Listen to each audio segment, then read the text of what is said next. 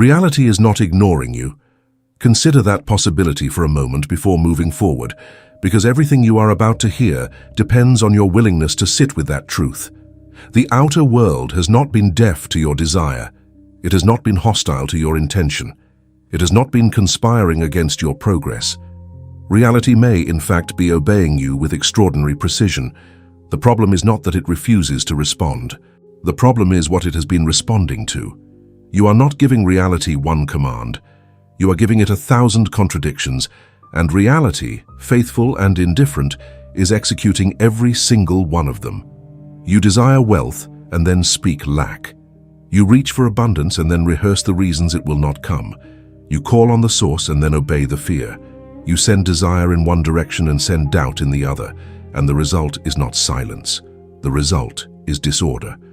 And disorder, faithfully produced, looks exactly like the life you have been trying to escape. That is what Wallace Wattles understood. That is what the masters saw clearly, and that is what this teaching intends to show you today. Look honestly at the contradiction you are living. You want wealth, real wealth, stable and increasing and free, and yet the words you speak about money carry an undertone of defeat. You say you trust the source, and then in the quiet of the morning you rehearse all the ways the numbers do not add up. You want financial freedom, and yet the identity you carry through the day is the identity of someone who is always behind, always short, always one crisis away from collapse. These two realities cannot occupy the same throne. They fight each other constantly, and the result is a life that moves in circles, producing the precise mixture of desire and fear that your inner world has been broadcasting. You want success, but something in you resists being seen. You want opportunity, but when it arrives wearing an unexpected face, something contracts and says, "Not yet, not this, not me." You want abundance, and yet there is a quiet inner agreement, older than your conscious intention, that says abundance is for other people, people who started earlier or were born luckier or know the right secrets. And so you desire in one direction and expect in another. And the distance between desire and expectation is exactly the distance between you and the life you have been asking for. This is not a character flaw. This is a structural problem, and it has a structural solution. You want freedom, but you are clinging to an identity that was built inside limitation. You want something new, but you keep returning to the self that was formed by the old. You want the source to answer, but the signal you are sending is layered, divided, and constantly shifting. The ancient teachers understood something that modern confusion has buried. Reality does not respond to what you wish for. Reality responds to what is dominant inside you. And what is dominant inside you right now is not one clean desire. It is a negotiation between desire and fear, between longing and doubt, between the life you want and the self you still believe you are. That is what this teaching is going to address today, not with empty encouragement, but with law. Wallace Wattles did not write about vague positive thinking. He wrote about a specific and ordered interaction between the inner world of thought and the formless substance from which all visible things are shaped. He understood that the universe is not passive and that thought is not decorative. He taught that thought impresses substance, that the formless material of creation responds to the organized signal of a prepared and ordered mind. But he was careful about something that most people skip over. He was not talking about any thought. He was talking about definite, ordered, sustained thought. Thought that is not contradicted by the words you speak, the feelings you carry, the actions you take, or the identity you maintain. He was talking about inner order as the mechanism through which reality becomes obedient. This teaching will show you exactly what that inner order is, what it consists of, how it works, and what happens when it is missing. You will not leave this teaching with a vague sense that you need to think more positively. You will leave with a clear understanding of the precise system through which the inner world commands the outer one, and with an honest diagnosis of the specific contradictions that may be cancelling your command before it ever reaches delivery. Wattles did not offer comfort for a divided mind. He offered a law for an ordered one. By the end of this teaching, you will understand why your outer life has felt unresponsive, not because the source abandoned you, but because the signal you have been sending has been too divided to produce a clear response. You will understand what it means to give reality one command what alignment feels like across thought, feeling, speech, expectation, and action, and what becomes possible when the inner world stops voting against itself. This is not motivation, this is law. And the law does not change based on how you feel about it. It only begins to work in your favor when you learn to work with it. The first and most natural response to outer disorder is to try to fix the outer world. When money is short, the mind reaches for more money. When clients are few, the mind searches for more clients. When the job is unstable, the mind scans for a better job. When the environment is chaotic, the mind tries to rearrange the environment. This is the visible world's logic, and it is almost completely backwards from the logic of the masters. The visible world teaches you to treat the effect as though it were the cause, to reach for the outer arrangement while leaving the inner condition untouched. And this is why so many sincere, hard-working, genuinely desiring people spend years rearranging the furniture of their outer life without ever changing what is underneath it. More money does not stay in the hands of someone carrying a poverty identity. You can observe this not as a judgment but as a law. The inner condition is the container. If the container has not expanded, if it has not been restructured, then whatever arrives in excess of the container's accepted capacity will find a way to leave. Not because the source is cruel, not because abundance is limited, but because the dominant inner order has defined a ceiling, and everything that arrives above that ceiling triggers a subtle, often unconscious process of return to what is familiar. The person does not consciously push the money away. Their inner order does it automatically, faithfully, and without hesitation. Opportunity cannot save a person who refuses to be seen. There are people for whom doors open, visible doors, clear invitations, undeniable moments of possibility, and yet something inside them retreats at the critical moment. They explain it later as caution or poor timing, or the need for more preparation. But the real explanation is simpler and more confronting. The inner command regarding visibility is still set to hidden.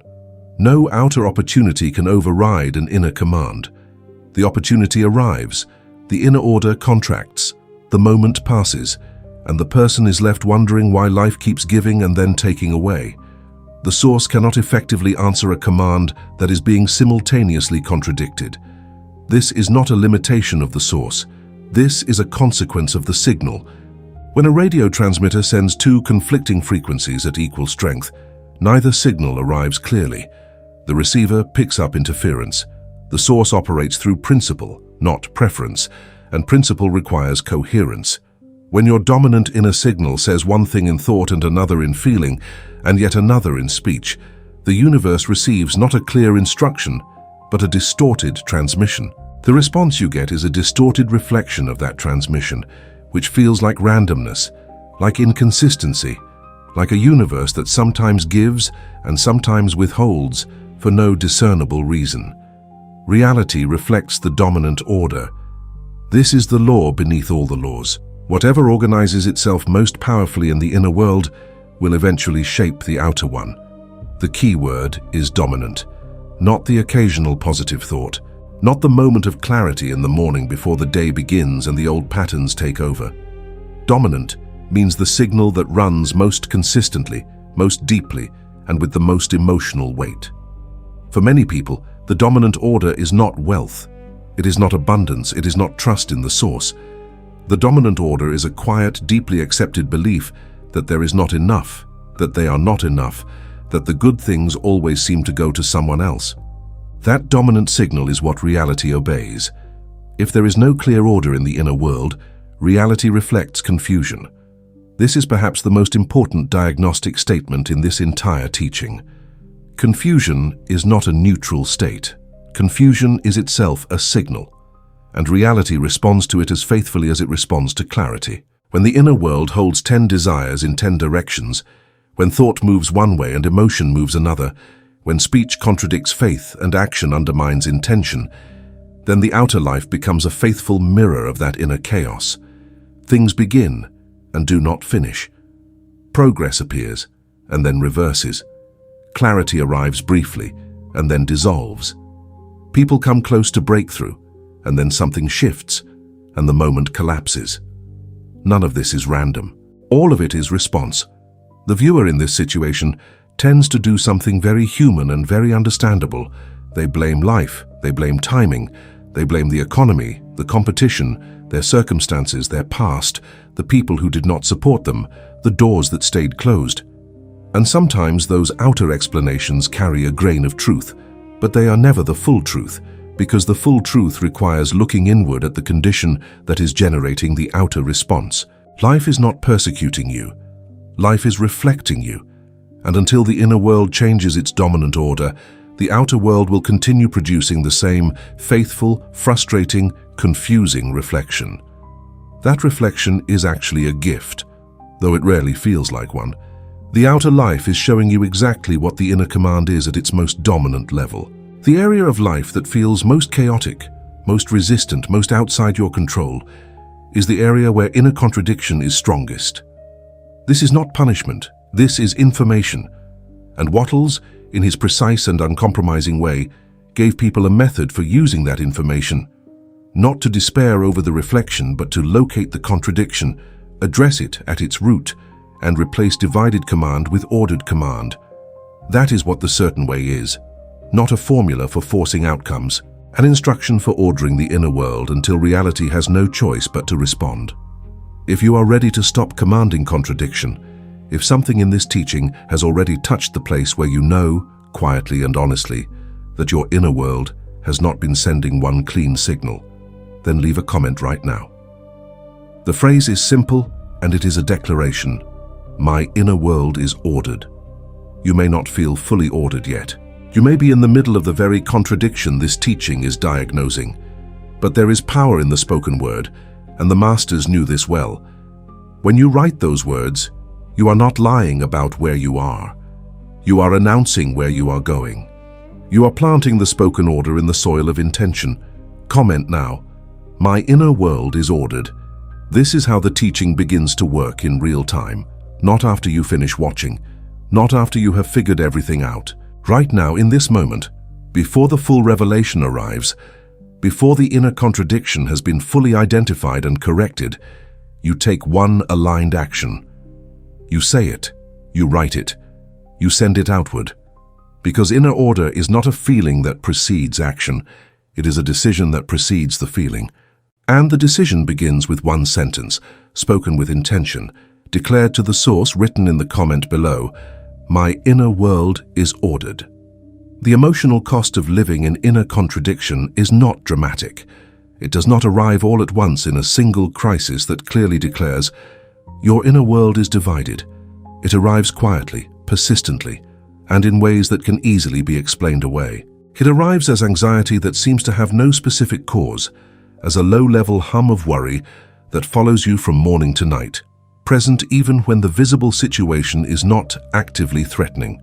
You feel it as a tightening in the chest when the phone rings at an unexpected hour, as a scanning of every new development for the hidden danger you are certain must be there. This anxiety is not a personality flaw. It is the lived experience of a system that is constantly fighting itself.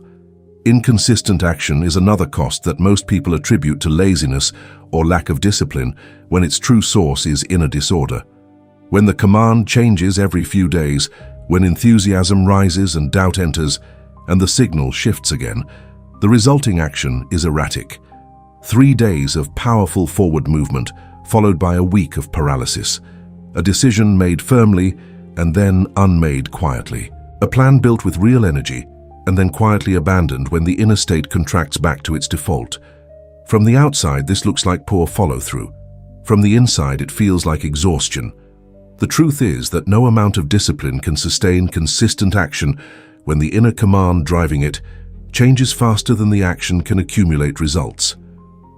Self-sabotage is one of the most painful and mystifying consequences of inner contradiction, because the person experiencing it often genuinely does not understand what is happening. They wanted the opportunity, they prepared for it, they desired the outcome with what felt like real sincerity. And then, at the critical moment, something inside them acted against their own interest. They underpriced, they withdrew, they delayed. They introduced doubt into a negotiation that was going well. They pushed away the person who wanted to help. Self-sabotage is not weakness of character. Self-sabotage is the dominant inner order defending its own integrity. When the command at the surface says abundance, but the command at depth says unworthy, the deeper command wins. It always wins, until it is replaced. Scattered desire is what happens when the inner world wants everything and nothing at the same time. This is the person who has 17 goals, who starts new things constantly, who feels genuinely excited about each new direction and then gradually loses the thread because the next exciting direction has arrived. There is nothing wrong with having many desires, but desire without order is not creative force. It is noise. Wattles was precise about this. The formless substance does not respond to the loudest wish. It responds to the most organized signal. Scattered desire cannot produce organized response. It produces scattered results, partial progress in many directions, momentum that never quite builds, a life that feels busy but not moving. Unstable faith is perhaps the most spiritually costly consequence of inner contradiction. The viewer in this condition genuinely wants to trust the source. They have read the teachings, they have prayed, they have declared their faith, and yet the trust keeps collapsing under the weight of the visible evidence. The bank balance speaks, and the faith retreats. The door closes, and the trust dissolves. This is not hypocrisy. This is the consequence of trying to maintain faith at the surface, while inner contradiction runs deeper. True faith, the kind Wattles described, is not a feeling summoned over fear. It is the natural state of an inner world that has become ordered. When the inner world is divided, faith becomes fragile, because it is trying to hold a position that the rest of the system is constantly undermining. Mixed speech is one of the most overlooked costs and one of the most consequential. The masters, particularly those who worked in the tradition of the spoken word, understood that words are not merely descriptions of reality. Words are orders given to the formless substance. When you speak lack, you reinforce the inner order of lack. When you describe your financial situation with defeat, you deepen the groove of that inner agreement. When you say things like, "I cannot afford it, money never stays with me, this always happens to me," you are not simply observing your reality, you are instructing it. Mixed speech, one day declaring trust and the next day rehearsing fear, sends contradictory orders to the very substance that is trying to respond to your dominant signal. Repeated false starts are the visible signature of inner contradiction. The person begins again with genuine intention. The new plan, the new business, the new practice, the new commitment to faith and alignment, and for a time it moves. There is real momentum. There are early signs of response. And then quietly, the old inner order reasserts itself. The old identity returns with its old certainties.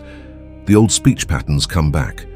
The old fear, dressed now as pragmatism or realism, reclaims its authority. And the new beginning loses its energy, not because the outer world refused it, but because the inner world changed its vote. This cycle repeats not twice but many times, and each repetition makes the inner conviction stronger that real change is simply not available to this person. Attracting partial results is one of the most subtle and maddening expressions of inner contradiction. The viewer does not get nothing. They get almost enough, they get close. They get a response from the source that is clearly pointed in the direction of what they asked for, but it arrives incomplete, just short of full delivery. This is not the source being stingy. This is the inner order accepting up to the point of its own acceptance ceiling and then contracting. The partial result is the exact expression of the partial command.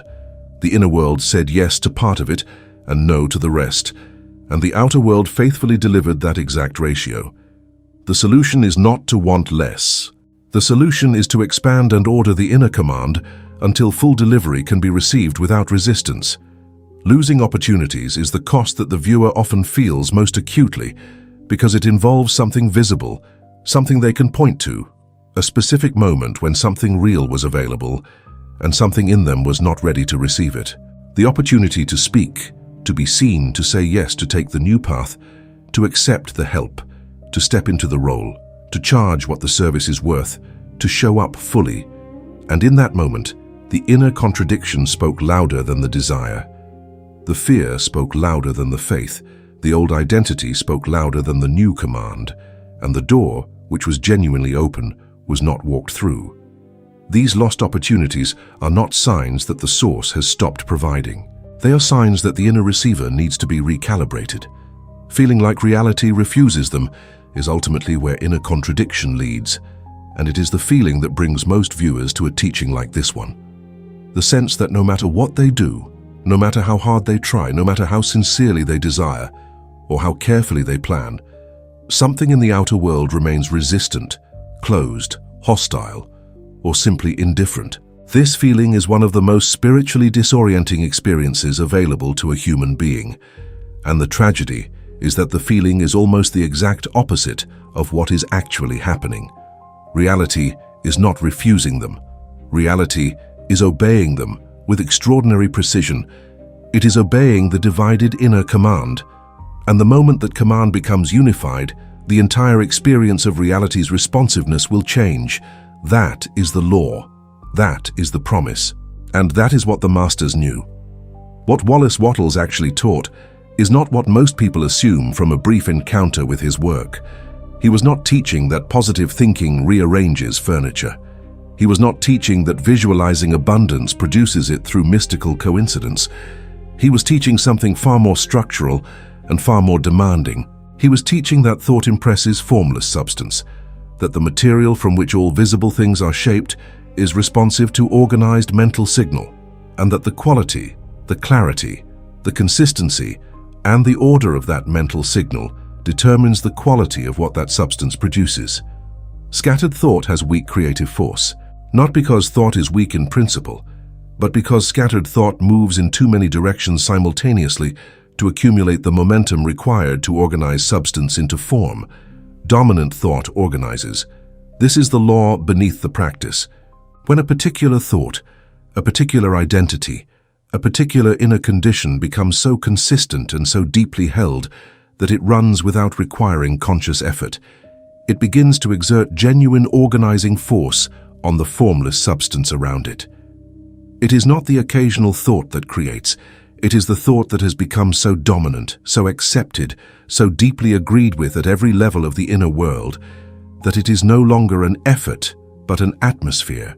This is why Wattles placed such emphasis on the definite image held with gratitude and certainty, not because gratitude is a pleasant emotion, but because gratitude is the emotional atmosphere of a person who has already accepted the reality of what they have asked for. The definite image gives direction. Formless substance does not respond to vague wanting. It responds to organized mental image. Wattles was careful to distinguish between wishing and thinking in the certain way. Wishing is passive. It asks without committing. It hopes without organizing. It reaches without restructuring. Thinking in the certain way is active. It chooses a definite mental image. It holds that image with consistency. It does not allow the counter-image to take its place. The definite image is not a daydream. It is the chosen form that the inner command gives to the formless, and it must be held with the same seriousness and consistency that a builder holds architectural plans. Feeling gives life to the image. A mental image held without feeling is a cold blueprint. It has structure but no animating force. Feeling is the element that makes the thought creative rather than merely intellectual. This is not a license to generate intense emotional performances twice a day and call that a practice. Wattles was speaking about a sustained emotional atmosphere, a stable, quiet, deeply felt certainty that accompanies the mental image consistently. Not excitement, not desperation, not the frantic emotional energy of someone trying to force a feeling they do not naturally have. The feeling Wattles described was closer to quiet confidence, the inner condition of a person who already knows on a deep level that what they have asked for is already in motion. Speech reinforces. Every word spoken about the inner command either strengthens it or weakens it. The masters who worked most directly with the power of the spoken word, including those in Wattles' broader tradition, understood that speech is not merely the description of inner reality. Speech is participation in inner reality. When you speak your command clearly, consistently, and without contradiction, you are reinforcing the inner signal at a level the mind can hear and repeat. When you speak against your command, When you describe your situation in the language of the condition you are trying to leave, you are not being honest. You are being obedient to the old order. There is a difference between acknowledging a challenge and declaring defeat, and the masters drew that line with precision. Action embodies the command. Thought and feeling and speech are powerful, but they require physical embodiment to complete the circuit of creation. Action is the inner world's declaration to the visible world that it means what it has commanded. When your actions are consistent with your inner command, you are sending the most complete possible signal to the formless substance. Thought aligned, feeling alive, speech ordered, and body moving in agreement. When action contradicts the command, taking the safe path while claiming to trust the source, charging below your worth while claiming to command abundance, hiding while claiming to desire visibility, you introduce interference at the most practical level of the system. Gratitude stabilizes the entire inner order. Wattles was specific about this. Gratitude is not a pleasant addition to the practice. Gratitude is the inner posture of a person who has genuinely accepted the reality of what they have asked for. It is the emotional proof of trust. When the inner world is genuinely grateful for the supply that has not yet arrived in visible form, it is demonstrating the deepest level of ordered inner state. It has moved past doubt, past conditional faith, past the need for visible confirmation, into the settled certainty of one who knows that the source is responding. This is not pretending. This is the inner condition that Wattles described as necessary for the certain way to operate fully. Inner order creates outer response.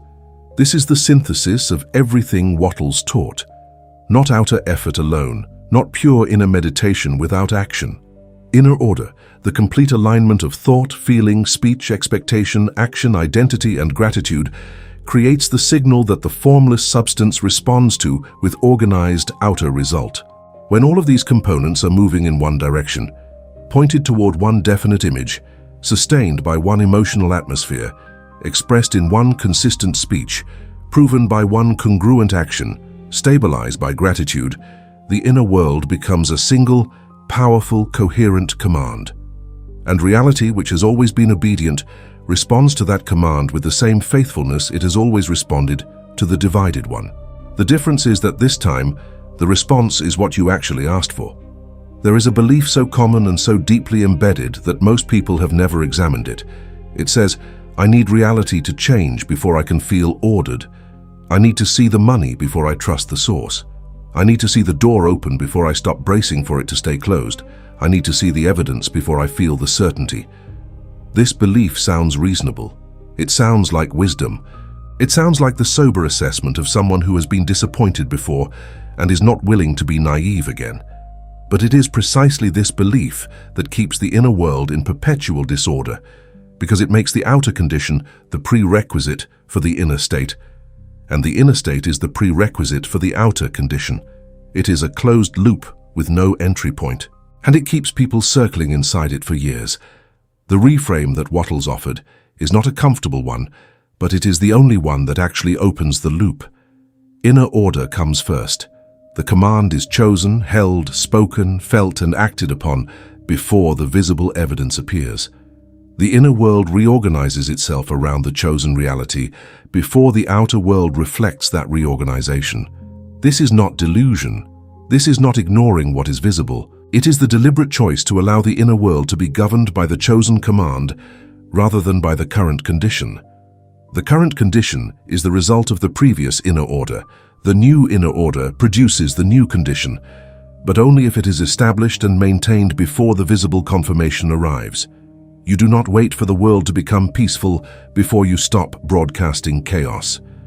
Read that sentence again, slowly, because somewhere inside you, there is a part that genuinely believes the reverse, that peace will come when things settle, that trust will come when the income stabilizes, that certainty will come when the door opens. But the masters taught that the sequence runs the other way entirely. The inner state precedes the outer condition. The inner peace precedes the outer settlement. The inner certainty precedes the outer confirmation. Not always immediately, not always on the visible timeline the mind would choose, but structurally, causally, necessarily. The inner condition is the cause. The outer condition is the effect. The command must become clear before the response becomes clear. This is not a suggestion about positive thinking. This is a statement about how creative law operates. If the command is clear, if it is definite, consistent, emotionally alive, verbally reinforced and practically embodied, then the response will organize itself around that clarity. If the command keeps changing, if it shifts from trust to fear and back again, if it says one thing in thought and another in speech, if it reaches forward in desire and contracts backward in identity, then the response reflects that ongoing instability. Not because the source is withholding, but because the signal being received is genuinely unclear. Clarity on the inside produces clarity on the outside. This is the law. There is a deeply uncomfortable implication in all of this, and it must be named directly because the masters named it directly. If inner order precedes outer response, then the person who is waiting for outer circumstances to improve before they establish inner order is asking the effect to produce the cause. They are holding the entire process hostage to a condition that can only be resolved by doing the very thing they are refusing to do until that condition changes. This is not cruelty on the part of the law. This is simply how the law is structured. And no amount of outer effort, no strategy, no plan, no arrangement of outer conditions can substitute for the simple, difficult, necessary act of ordering the inner world first. Breaking this belief requires an honest moment of self-examination that most people defer, because it is far more comfortable to believe that the outer world is simply being unjust than to consider that the inner world has been sending a divided command. But the moment that examination happens honestly, something shifts. Not dramatically, not all at once, but the first crack appears in the wall of the false belief, and through that crack, the master's law begins to breathe. You begin to see for the first time that you are not a victim of the outer world. You are the author of the inner one. And authorship, real authorship, carries with it both the weight of responsibility and the extraordinary freedom of knowing that you can choose a new story. It is worth pausing to acknowledge something true and something compassionate about where you currently are. The inner division you have been living was not chosen consciously. It was not assembled through deliberate self-sabotage. It was built gradually, through repeated experiences of disappointment, through the accumulation of evidence that the world is limited and that you must manage within that limitation, through messages received early in life about what was available to people like you, through fears that were never fully examined but were accepted as truths. The division is real. Its origins are understandable. None of this is your fault in the way that the word fault usually implies. But its continuation, now that you are seeing it clearly, is your responsibility, and the masters gave you the tool to address it. The final dimension of this belief disruption is perhaps the most liberating. You do not have to fix the outer world in order to establish inner order. You do not have to wait for better circumstances, a better economy, a better environment, better people around you, more cooperative outer conditions. Inner order can begin right now, in the exact circumstances you are in.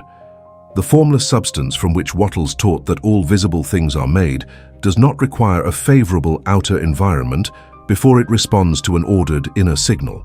It responds to the signal directly. And that signal, that inner order, that clear and sustained and consistent command, is something you have complete access to in this moment, regardless of what the visible world is currently showing you. There is a contradiction operating inside many of the people watching this teaching right now, a specific identifiable contradiction that may have been canceling every command you have sent to the source without your awareness. Not occasionally, not sometimes, consistently, every day. It is not the obvious fear. It is not the surface-level doubt that you already know about and try to manage. It is something deeper, something that has made its home at a level of the inner world where conscious intention rarely reaches. And because it operates below the level where you typically apply your spiritual practice, it survives every positive affirmation, every prayer, every vision board, every moment of genuine faith. It survives all of it, and it continues quietly to cancel the command. This is the inner contradiction, and the reason it is so powerful is that it does not feel like contradiction. It feels like honesty. It feels like caution. It feels like the wisdom of someone who has been disappointed enough times to know better. It has learned to disguise itself as realism, as humility, as practical good sense. It says things like, I want abundance and I believe in the source, but I also need to be realistic. I want to trust, but I also need to be responsible. I want to step forward, but I also need to be careful. Every one of those but statements is an internal vote against the command. Every qualifier is a note sent to the formless substance saying, do not commit to this fully, because I have not. The inner contradiction has an emotional signature. You can feel it as the slight hollowness at the center of your declarations, the moment just after you affirm something powerfully, when something quieter says, but what if it doesn't work? You can feel it as the way your excitement about a new direction tends to carry an underscore of anxiety. You can feel it as the tension between the life you are telling people you are building and the life you actually feel you are inhabiting when no one is watching. This is not weakness. This is the gap between the chosen command and the dominant inner order, and that gap is what this teaching is going to close.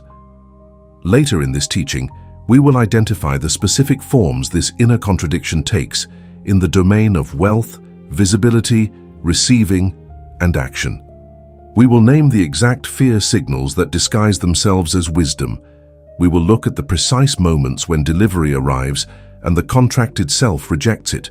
We will trace the pattern of self-sabotage back to its source in the divided inner world, and we will provide a specific, practiced, repeatable correction. But before we arrive there is more foundation to lay, because the correction that lasts is the one that is built on understanding the full architecture of what Wattles called inner order, and what happens when each of its components is either aligned or divided. For now, sit with this question as the teaching continues. Where in your relationship with wealth, with receiving, with visibility, or with opportunity, does your inner world speak with two voices? Where does one part of you reach forward and another part of you pull back? Where does one part of you believe and another part of you protect against believing too much? You do not need to answer that question fully right now. The answer will come. But you need to know that the question is the most important one this teaching will ask you, because the answer is the specific location of the contradiction that has been canceling your command. And when you find it, when you name it, when you bring it out of the place where it has been operating without your conscious knowledge, its power over you begins to diminish. What Wattles understood, and what this teaching is going to demonstrate in the sections ahead, is that inner order is not a mystical state reserved for the spiritually advanced. It is a practical condition that any human being can cultivate through consistent, honest, and deliberate practice. It does not require perfect circumstances. It does not require the absence of fear. It does not require that you wait until the doubt has fully left before you begin. It requires a decision, a chosen command, a direction for the thought, and then a disciplined daily practice of aligning the other components of the inner world with that chosen direction. One component at a time, one day at a time, one aligned thought, one aligned word, one aligned action. And that is where this teaching is taking you. The road between where you are now and the life you have been commanding is shorter than you think, but it does not pass through the outer world. It passes through the inner one. And the first step on that road is not a new strategy or a new plan. The first step is a new inner command, definite, clear, felt, spoken, and acted upon, without the contradiction that has been diluting it. That is what the masters taught.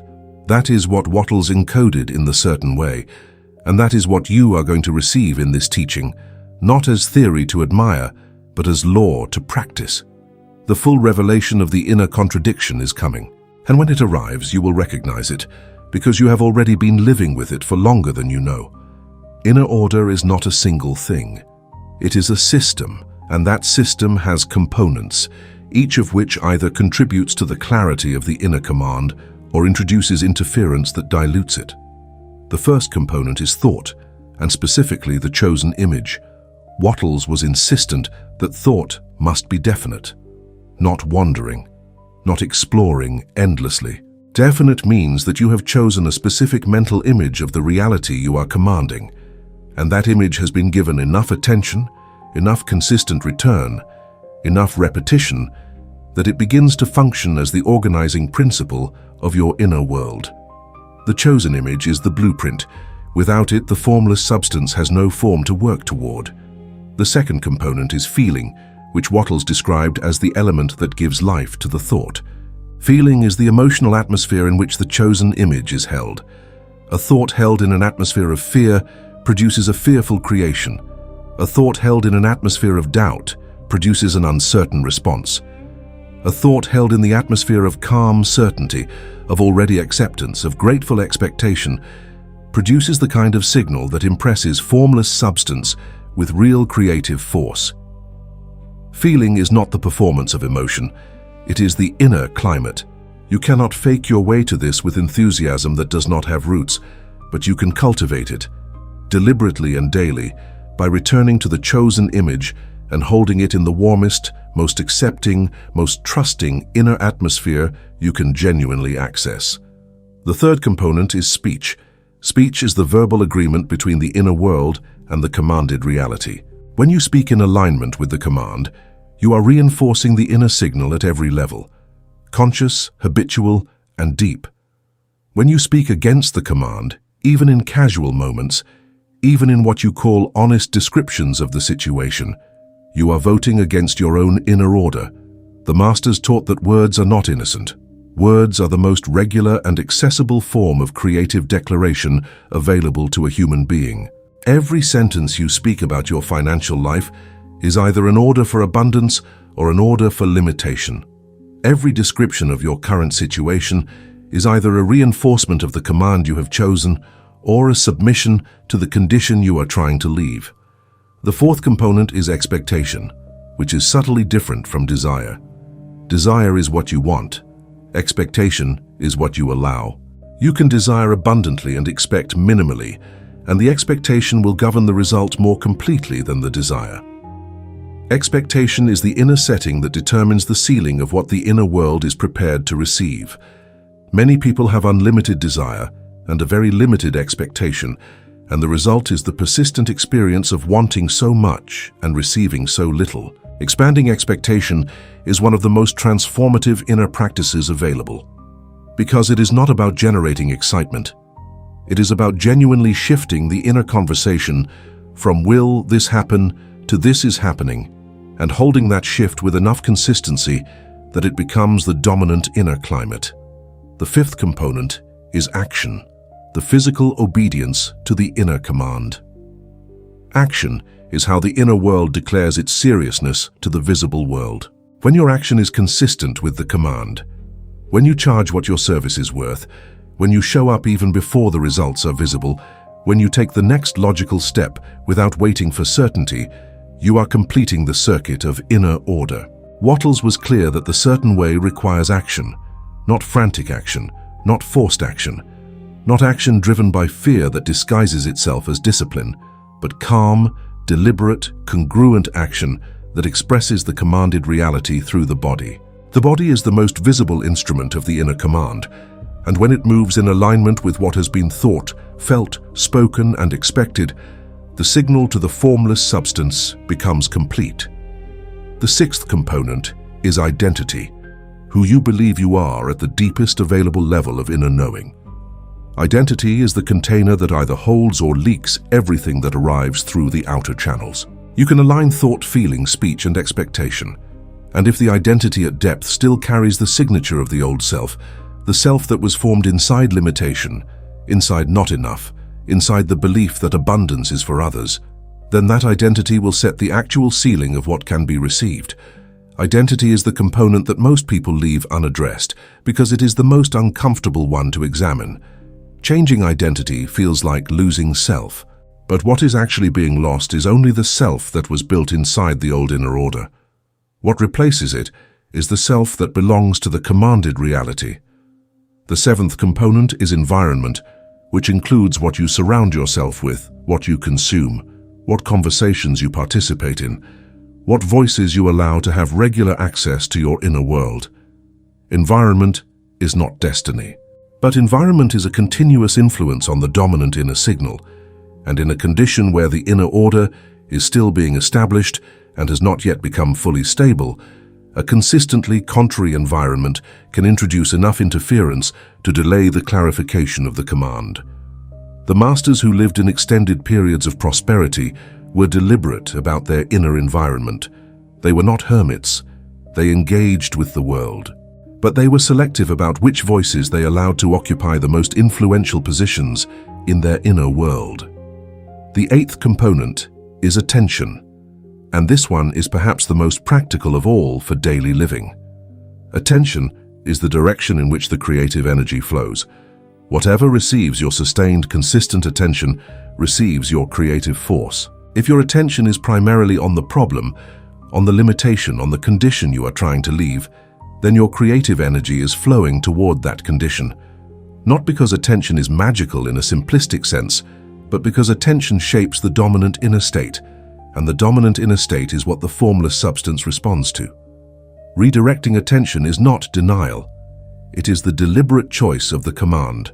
You acknowledge the current condition, and then you return your attention to the chosen image, consistently, faithfully, as many times per day as necessary. The ninth component is gratitude, which Wattles placed at the center of his practical instruction for reasons that are deeply structural. Gratitude is the inner posture of a person who has genuinely accepted the reality of the source's provision. It is not gratitude for things already visible, though that is a good place to begin. It is gratitude for the invisible supply that is already in motion, for the command that has already been given, for the formless substance that is already organizing itself around the chosen image.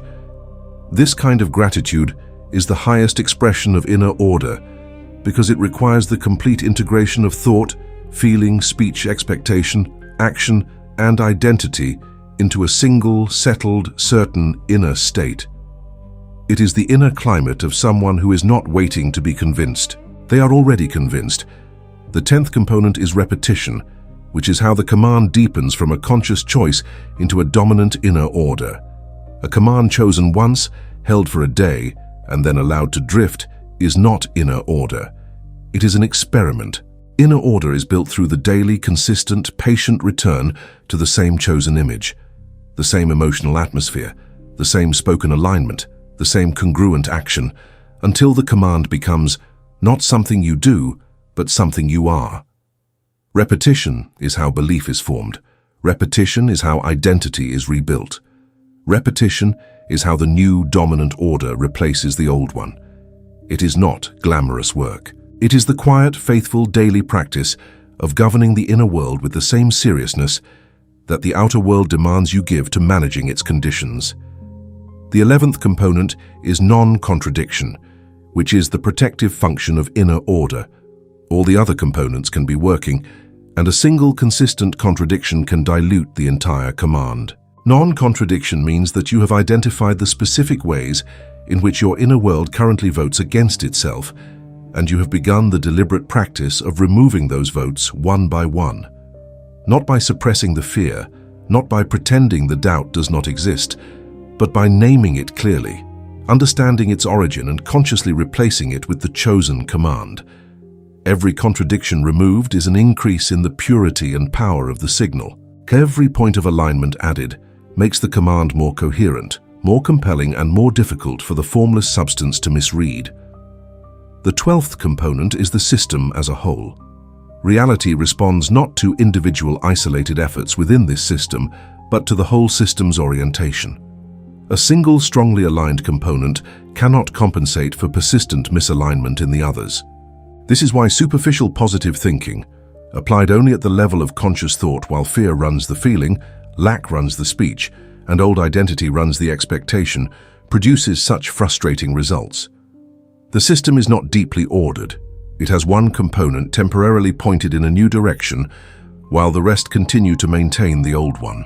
True inner order is when all 12 components are oriented toward the same command. Not perfectly, not permanently from the first moment, but consistently, increasingly, and with the firm intention of building the kind of dominant inner signal that reality has no choice but to obey. There is a critical distinction that most people in financial difficulty have never been shown, and it is this: the command is not the plan. The command is the inner order, the definite image, the emotional atmosphere, the spoken alignment, the expected reality, the identity that belongs to the commanded life.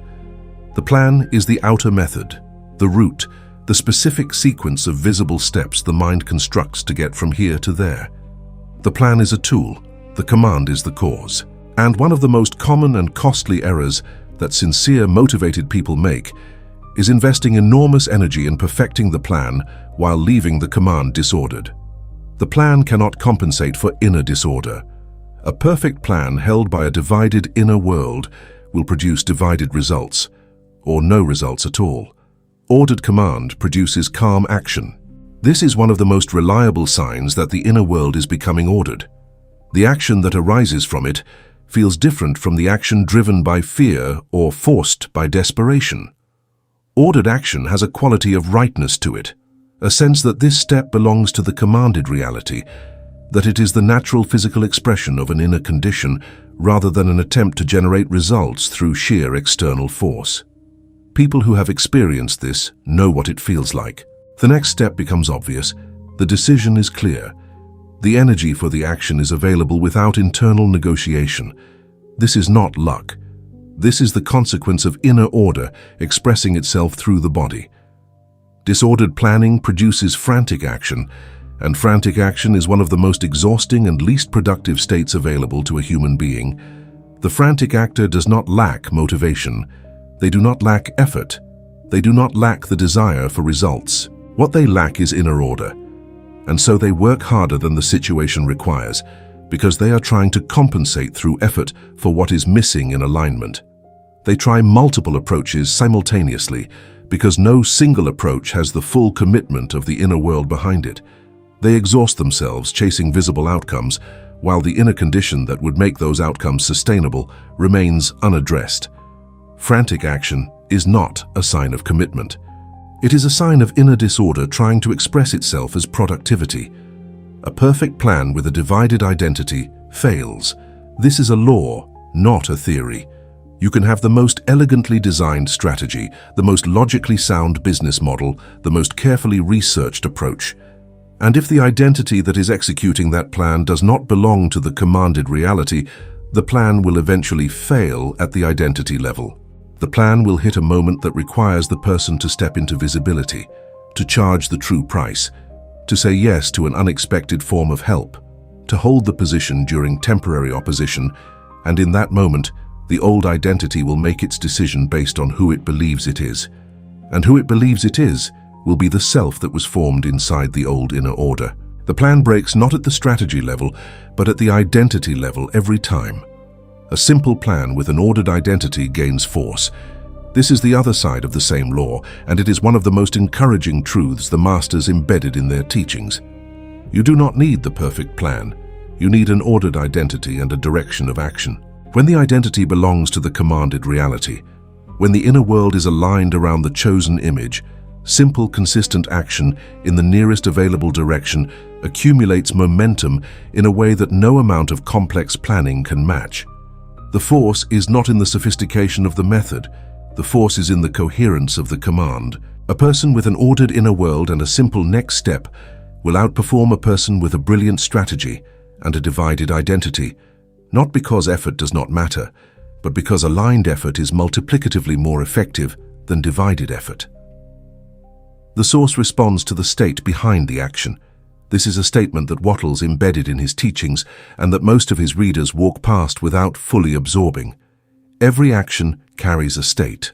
The state is the inner condition, the emotional atmosphere, the identity, the expectation, the level of faith or fear that is present in the moment the action is taken. And the source responds to the state as much as, or more than, the action itself. The same outer action taken from a state of fear produces a different result than the same outer action taken from a state of ordered certainty. The action looks identical. The state is entirely different, and the response from the formless substance reflects the state, not just the behavior. Inner order makes action efficient. Efficient here does not mean fast. It means that the action produces the result it is intended to produce, without the leakage of energy that happens when the state behind the action is divided. When the inner world is ordered, you do not waste energy on internal negotiation before taking steps. You do not spend 3 hours convincing yourself to make one call. You do not take action, and then immediately undermine it with doubt speech. You do not achieve a result and then immediately find reasons it will not last. The energy that was being consumed by inner contradiction becomes available for directed, purposeful, aligned action, and the efficiency of that action increases, not because you are doing more, but because less of what you do is working against itself. Inner order notices doors. This is one of the most practically significant consequences of the aligned inner state, and it is rarely discussed. The ordered inner world produces a quality of alert attention, a readiness to recognize the aligned opportunity when it appears, that the disordered inner world simply does not have access to. When the inner world is consumed by anxiety, by the rehearsal of lack, by the management of inner contradiction, its attention is occupied. It misses things. It reads fear into neutral signals and ignores genuine openings because they arrive in unexpected forms. The ordered inner world, by contrast, has freed its attention from the management of internal chaos, and that freed attention is available to notice the door that the source has opened, often in a completely unexpected place. Disorder wastes action. Every action taken from a disordered inner state carries a cost beyond the action itself. It carries the cost of the energy spent managing the inner conflict that surrounds it, the preparation anxiety, the mid-action doubt, the post-action second-guessing, the rehearsal of failure scenarios, the comparison with what should have happened. None of this is the action. All of it surrounds the action and depletes the energy that should be available for the next one. When you multiply this depletion across every action taken over months and years of inner disorder, you begin to understand why so many genuinely motivated, genuinely sincere people feel chronically exhausted without commensurate results. The energy is not going into the work. It is going into managing the war inside. Inner order makes reality readable. When the inner world is ordered, the outer world becomes easier to interpret. The door that is open looks open. The door that is closed feels like information rather than rejection. The opportunity that is aligned with the command is recognizable because the inner state recognizes its own reflection. The resource, the person, the idea, the unexpected channel through which supply arrives, these things become legible to the ordered inner world in a way they are not to the disordered one. Reality has always been trying to communicate with the viewer. The inner disorder is the interference that prevents the communication from being received clearly. Inner order removes the interference, and when the interference is removed, the message that reality has been trying to deliver, the open door, the aligned path, the unexpected channel becomes clear. If this teaching is helping you see the connection between inner order and outer response, if something in these words is landing in a place deeper than intellectual understanding, if you are beginning to see the precise mechanism by which your inner world has been shaping your outer one, then stay close to this channel. Subscribe to the Master's Legacy. This channel exists to preserve the teachings of the ancient masters, Wallace Wattles, James Allen, Florence Scovel Shinn, and others whose wisdom on thought, source, invisible supply, and spiritual law continues to illuminate the path for those who are ready to walk it. New teachings arrive regularly, and each one is designed to take you deeper into the laws of mind and the practice of inner command. Subscribe now, and let this channel be the voice that consistently returns you to the law when the outer world tries to pull you back into its logic. The Masters knew something that the modern world has largely forgotten, that the invisible governs the visible, that the inner precedes the outer, that the source is not limited by what the eye can see, and that a person who understands and practices the law of inner order has access to a quality of life that cannot be reached through outer effort alone. This channel is dedicated to that understanding, transmitted in the voice of those who studied it most deeply and practiced it most faithfully. Subscribe and let the teachings continue to work in you. The mind that lives in the visible world has a deeply developed instinct for planning the route before moving. It wants to know how before it commits to the what. It wants to see the whole staircase before it steps onto the first stair. This instinct is not irrational in the context of visible world navigation, but it is completely counterproductive in the domain of inner command, because the how is not the domain of the commanded mind.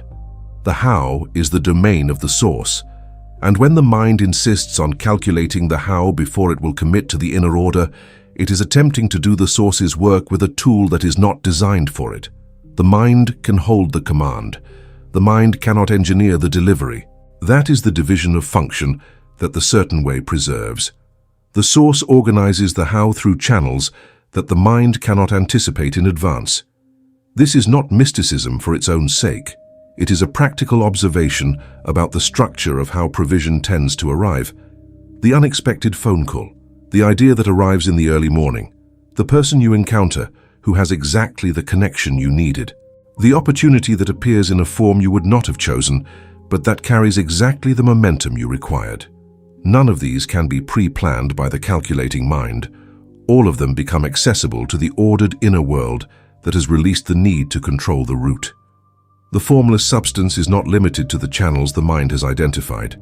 It has access to every channel that exists, and it uses the most efficient one, which is almost never the one the mind was planning to use. The how becomes clearer when the inner command stops changing. This is perhaps the most practical thing that can be said about the relationship between the ordered mind and the visible root. When the command is changing daily, when the inner world shifts from one chosen image to another, from one identity to another, from one emotional atmosphere to another, the source is receiving a constantly shifting instruction, and the root it is organizing is constantly reorganizing to match. This is why the path seems to open and then close, why progress appears and then reverses, why things align briefly and then fall apart. The command changed, the root changed with it. But when the command becomes stable, when the inner order becomes consistent, the root that was always available begins to clarify and hold its shape, not all at once, but progressively and with increasing certainty.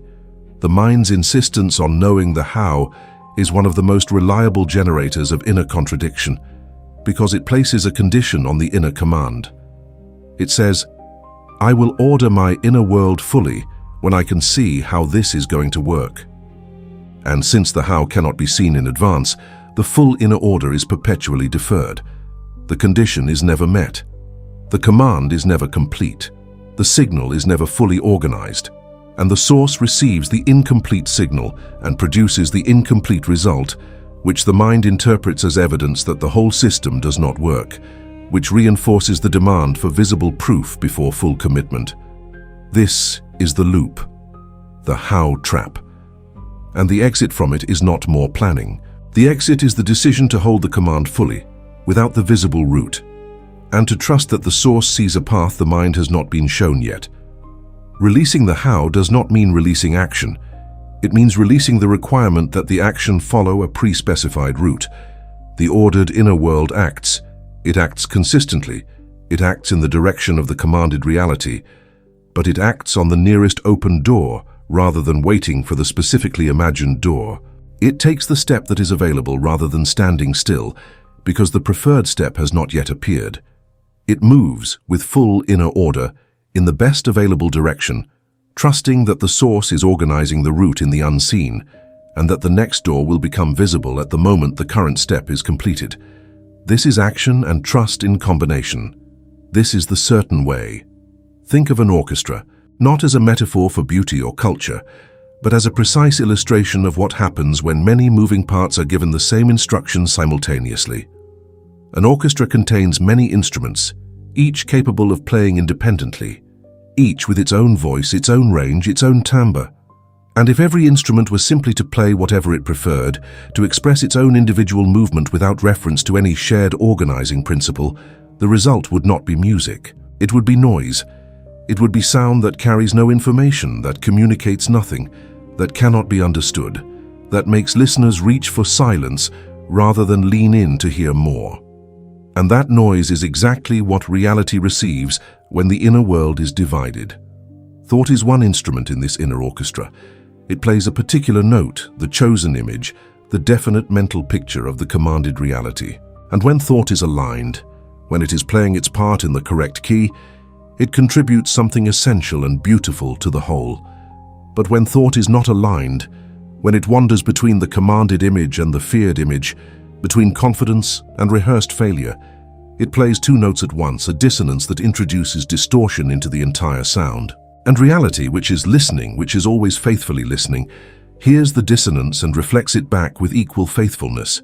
Fear is another instrument, and fear, when it is allowed to play freely, does not play quietly. It tends to play over everything else. It introduces its particular sound, urgent and low, into every part of the music. It is the instrument that, when not given a specific direction by the conductor, defaults to playing the piece it knows best: the survival song, the danger song, the not enough song. And when fear is playing that song, while thought is trying to play the abundance song and speech is trying to play the trust song, what reality receives is not a symphony. It is three competing sounds, each one claiming to be the real instruction, none of them carrying enough clarity to produce a coherent response. Speech is another instrument, and it plays more publicly than the others. Speech is where the inner orchestra makes itself audible to the visible world.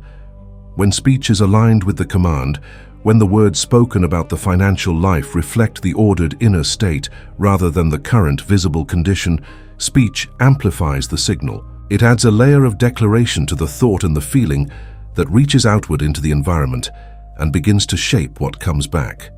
When speech contradicts the command, when the mouth speaks what the fear believes rather than what the inner order commands, it introduces one of the most direct and damaging forms of interference into the system. The spoken word is not merely description, it is participation. Action is the final instrument before the music leaves the orchestra entirely and enters the visible world.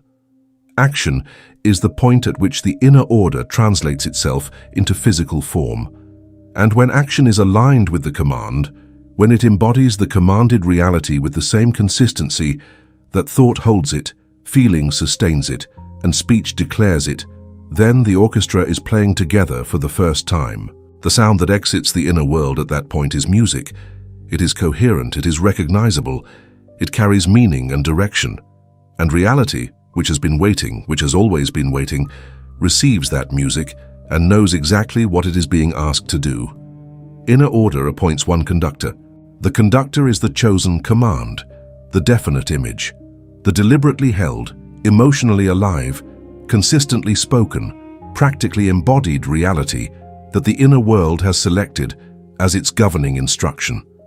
When the conductor steps forward, when the chosen command takes its place as the organizing principle of the entire inner system, every instrument is given its direction. Thought is directed toward the chosen image. Fear is not denied its presence, but it is no longer allowed to play the leading melody. Speech is brought into alignment. Action is given its instruction.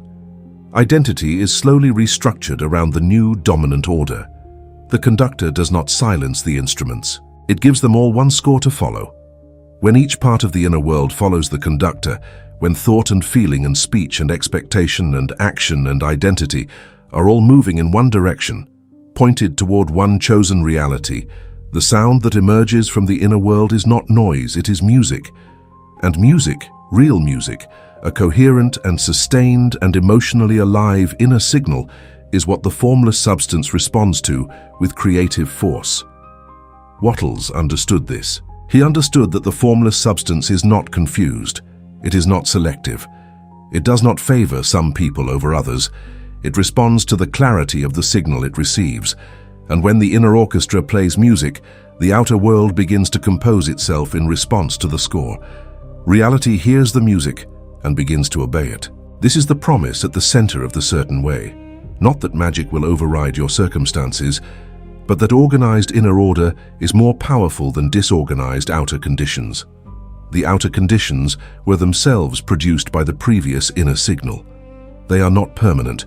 They are not made of something more solid than the formless substance that produced them. They are effects, and effects can change when their cause changes. When the inner orchestra moves from noise to music, when the command becomes coherent and sustained and complete, the outer conditions begin to reorganize around the new signal. Not always immediately, not always visibly, but structurally, causally, and with the quiet inevitability of a law that does not make exceptions. The music is not a feeling of peace. The music is alignment in action. It is what it looks like when a person wakes in the morning and their first thought is the chosen command rather than the fear review. It is what it sounds like when a person describes their financial life not from the position of the current visible condition, but from the position of the commanded reality. It is what it feels like when action is taken not to escape fear, but to embody the command. Music is the whole system working together. And once you have heard it, once you have felt the inner coherence that comes from genuine alignment even briefly, you know what you are working toward. You know what inner order feels like. And you know the difference between that and the noise you have been living in. The conductor's greatest tool is not force, but consistency. A conductor does not physically move the instruments. A conductor holds the standard, returns to it, maintains it through every distraction, and trusts that the repeated act of pointing the baton in the chosen direction will, over time, bring every instrument into alignment. This is exactly the practice of inner order. You cannot force the fear into silence. You cannot demand that doubt leave immediately. You cannot perform your way into a genuine inner state that is not yet established. But you can return, consistently, to the chosen command. You can hold the baton. You can direct thought back to the chosen image when it drifts. You can realign the speech when it slips. You can take the action that belongs to the command, even when the feeling is not perfectly in place yet. Consistency is the conductor's power, and consistency over time creates music. The most common and costly form of inner interference is the combination of affirming wealth while speaking lack. You hold the chosen image of abundance in the morning meditation.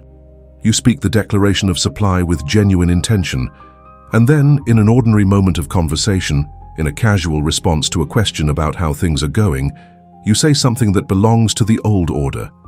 Something that rehearses the limitation, that describes the current visible condition in the language of defeat, that includes the but statement that immediately qualifies and cancels what the earlier declaration built. This is not a small thing. This is a direct vote against the command. And it happens dozens of times a day in ways so habitual that most people do not notice them. Desiring clients while hiding online is one of the most precise and painful expressions of inner contradiction available to this era.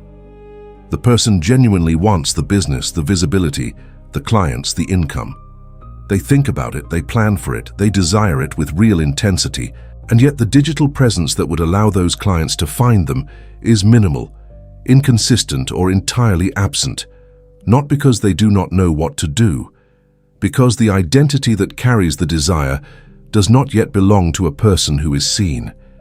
The desire and the visibility requirement are in direct contradiction with each other, and so the formless substance receives the signal of a person who wants clients and does not want to be seen, and it produces the result that honors both instructions: no clients. Wanting opportunity while refusing unexpected messages is a subtler version of the same interference. The opportunity you have asked for is unlikely to arrive through the exact channel you expected. Source does not organize delivery based on the viewer's preferred route. It organizes delivery based on the most available and efficient path. And when that path requires you to respond to an unexpected message, an unusual inquiry, a connection that does not fit the imagined profile, the contracted inner world, defending its familiar expectations declines. Not loudly, not dramatically, with a quiet non-response, a delayed reply, a polite dismissal, and the opportunity, which was genuine, passes. The inner world commanded opportunity, and then refused the form in which it arrived. Asking for change while repeating old habits is one of the most universally recognizable forms of inner contradiction, and it is one of the most honestly examined when the viewer is willing to look at themselves without protection. The desire for change is real. The intention is genuine.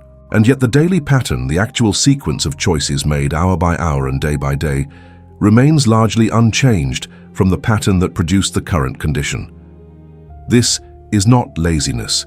This is the old inner order maintaining its gravity. The new command has not yet become dominant enough to reorganize the habitual action. And so change remains a desire rather than becoming a reality, because the action, which is the body's vote, is still casting its ballot for the old order. Wanting visibility while fearing judgment is an inner contradiction that keeps some of the most genuinely gifted people invisible to the audience they were designed to serve. The desire is real, the gifts are real, the potential value of the visibility is real, and underneath all of it, so quiet and so accepted that it barely registers as a belief, is the fear of what will happen when people see, what they will say, what they will think, whether judgment will come, and whether you will be able to survive it. This fear does not announce itself. It simply makes the action of showing up consistently uncomfortable enough that it keeps being deferred. And the deferral looks like procrastination. But it is the inner contradiction between the command for visibility and the identity that has decided that being hidden is safer. Wanting receiving while rejecting help is a pattern that deserves particular attention because it carries a spiritual layer that makes it difficult to see clearly. The person who wants abundance from the source and yet consistently finds reasons to refuse offers of help, to decline assistance, to insist on doing everything independently, is not demonstrating spiritual independence. They are demonstrating a receiving error. Supply arrives through channels, and channels include other people. When the inner world has decided, for whatever historical reason, that receiving from people is dangerous or undignified, or creates unwanted obligation, it closes one of the most common channels through which the source organizes delivery. And then it wonders why the abundance it has asked for has not arrived. Wanting the source while obeying the fear is perhaps the deepest and most spiritually significant contradiction in this entire list. You want to trust the source completely. You have read the teachings, you have prayed, you have declared, and yet when the fear speaks, when the bank account shows its number and the mind begins its calculation, you obey the fear. Not dramatically. You simply allow the fear to govern your next decision. You allow it to make the choice about what action to take, what words to speak, what opportunities to pursue or avoid. You obey the fear's wisdom, its caution, its detailed assessment of the visible situation, even while you are simultaneously trying to trust the source. This is the contradiction that lives at the very center of the divided inner world. Wanting abundance while resenting wealth is the contradiction that most people are least willing to acknowledge because it requires a level of self-honesty that is genuinely uncomfortable. But it operates in many people, and it operates with significant force. The resentment of visible wealth in others, the judgment of people who have achieved financial success, the story about how wealthy people got their money and what they had to sacrifice or compromise to get it. These are not innocent opinions. They are signals sent to the formless substance about the inner world's actual relationship with the commanded reality. You cannot simultaneously desire abundance and resent its visible expression in others without introducing a fundamental contradiction into your inner order. The formless substance does not distinguish between your abundance and theirs. Resentment of wealth anywhere is a signal against wealth everywhere. There is a specific quality of inner freedom that becomes available when the inner world stops being divided against itself. It is not the freedom of having arrived at the desired outcome. It is the freedom that comes before the outcome, the freedom of no longer negotiating with the old identity, of no longer managing the inner war between the command and the contradiction. This freedom feels like rest, not passive rest, not the rest of someone who has stopped trying, but the deep rest of someone who has stopped fighting themselves. When inner order is established, when the command is clear and the contradiction has been removed, the energy that was consumed by internal conflict becomes available as directed, peaceful, effective engagement with the nearest open door. Inner order is rest. Repeat that slowly. Inner order is rest. The exhaustion that most people associate with the pursuit of prosperity is not the exhaustion of effort. It is the exhaustion of inner contradiction. It is the cost of spending every day in a body that wants one thing and fears another, that speaks one thing and believes another, that acts in one direction and pulls back from another. That particular exhaustion is specific and recognizable, and it dissolves, not when the money arrives, not when the circumstances change, but when the inner world stops voting against itself. Rest arrives not as a reward for outer success, but as the natural atmosphere of inner order. You no longer vote against yourself. This is the specific transformation that inner order produces, and it is more radical than it sounds. For most people who have been living in inner contradiction, the vote against the self has been so habitual, so automatic, so much a part of the background of daily life that they barely register it anymore.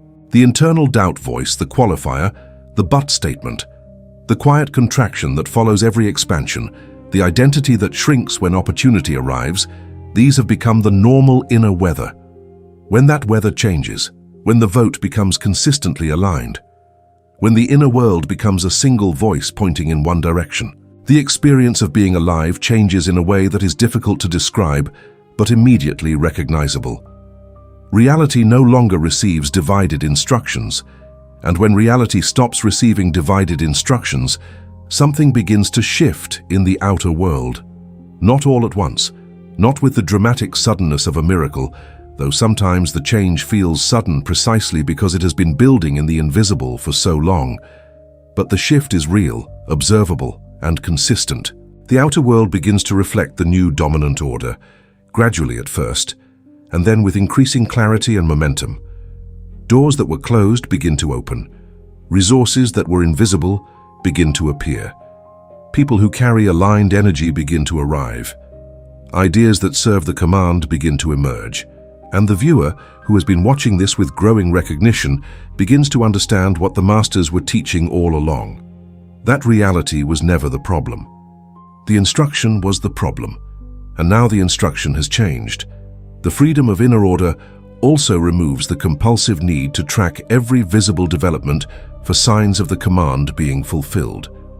The person who is caught in inner contradiction tends to monitor the outer world obsessively, scanning every change in the bank balance, every response to every outreach, every movement in the visible situation, for proof that the source is responding, or evidence that it is not.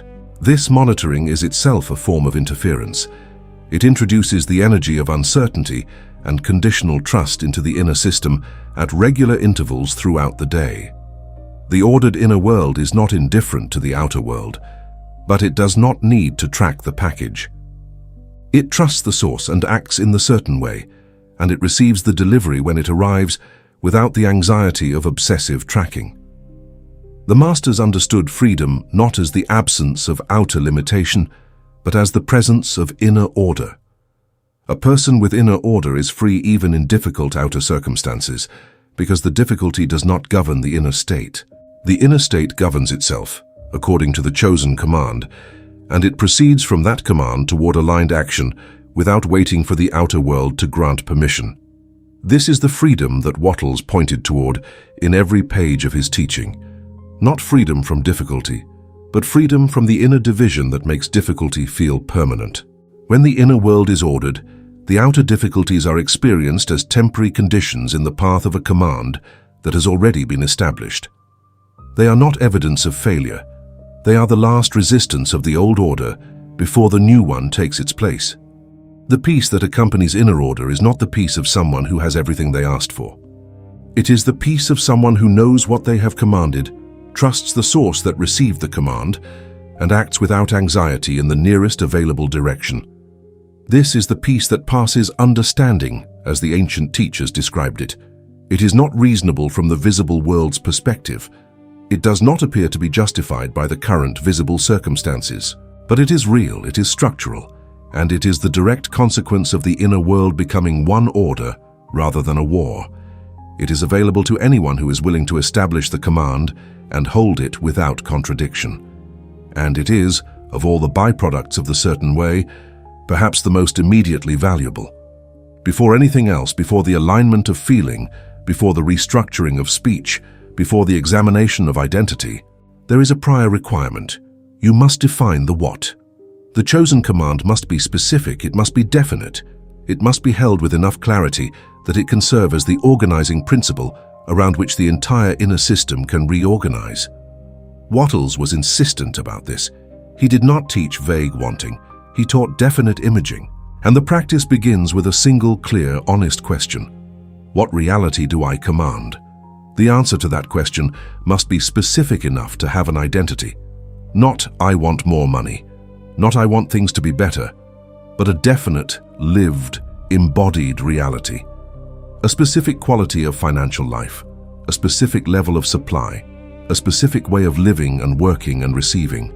Something concrete enough that you can build a mental image of it, feel what it feels like from the inside, speak about it without vagueness, take action that moves toward it, and recognize it when it arrives. Here is a way to hold the command that integrates the certain way. I now live as a person supplied by source, receiving wealth through open channels, acting in the certain way. That is a command with identity, with source, with method, and with direction. And it is specific enough to serve as a genuine organizing principle. The first clarifying question you must sit with is, what identity belongs to this commanded reality? Not what identity do I currently carry, but what identity belongs to the life I am commanding? Who is the person who lives inside that commanded reality? How do they move through the world? What do they believe about themselves and about what is available to them? What is their relationship with money, with the source, with receiving? What do they speak about when the visible situation is temporarily challenging? Because the identity is not just a feeling, it is a complete inner profile, and it must be chosen and developed with the same deliberateness with which you would develop any other component of the inner order. The second clarifying question is, what speech supports this identity and this command? What are the specific words that belong to this commanded life? How does the person who lives inside this commanded reality describe their financial situation, their relationship with the source, their expectation of supply? These are not affirmations to be repeated mechanically without genuine inner engagement. They are the natural speech of the ordered inner world. When you identify what that speech sounds like and begin to adopt it in your actual daily conversation, even in small, consistent increments, you are reinforcing the inner order at the verbal level where it needs the most consistent support. The third clarifying question is, what action proves this command? If you genuinely command abundance, what action would a person who believes in their own abundance take today that you are currently not taking? If you genuinely command receiving, what would a person who is comfortable receiving do in this next conversation that your old identity would not do?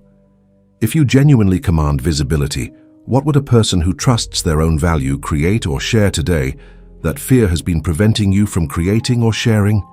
The action that proves the command is not the action that will necessarily produce immediate visible results. It is the action that demonstrates to the inner world and to the source that the command has been accepted at the level of the body. The fourth clarifying question is one that most people in spiritual prosperity teaching skip because it is uncomfortable. What fear contradicts this command? Be honest, be specific, name it clearly. Is it the fear that the supply will not come and the command will be proven false? Is it the fear of being seen at the level the command requires? Is it the fear that abundance will change your relationships or your identity in ways that feel threatening? Is it the fear of truly receiving, of accepting that you are worth what the commanded life would give you? The fear that contradicts the command is not an obstacle to be overcome by suppressing it. It is information. It tells you exactly where the inner contradiction lives, and you cannot address a contradiction you refuse to name. The practice of defining the what is not a 5-minute exercise. It is a living process that deepens over time. In the early stages, the command may feel partly chosen and partly performed, partly believed and partly hoped for. This is normal. The command does not have to be fully believed before you adopt it. It has to be chosen. The belief follows the choosing, because choosing and acting consistently in alignment with the choice is how the belief is built. You do not wait until you fully believe in the commanded reality before you define it and begin to hold it. You define it, you begin to hold it, and you allow the consistent practice of holding it to deepen the belief. That is the sequence, not belief first and then command. Command first, and then the sustained practice of that command builds the belief.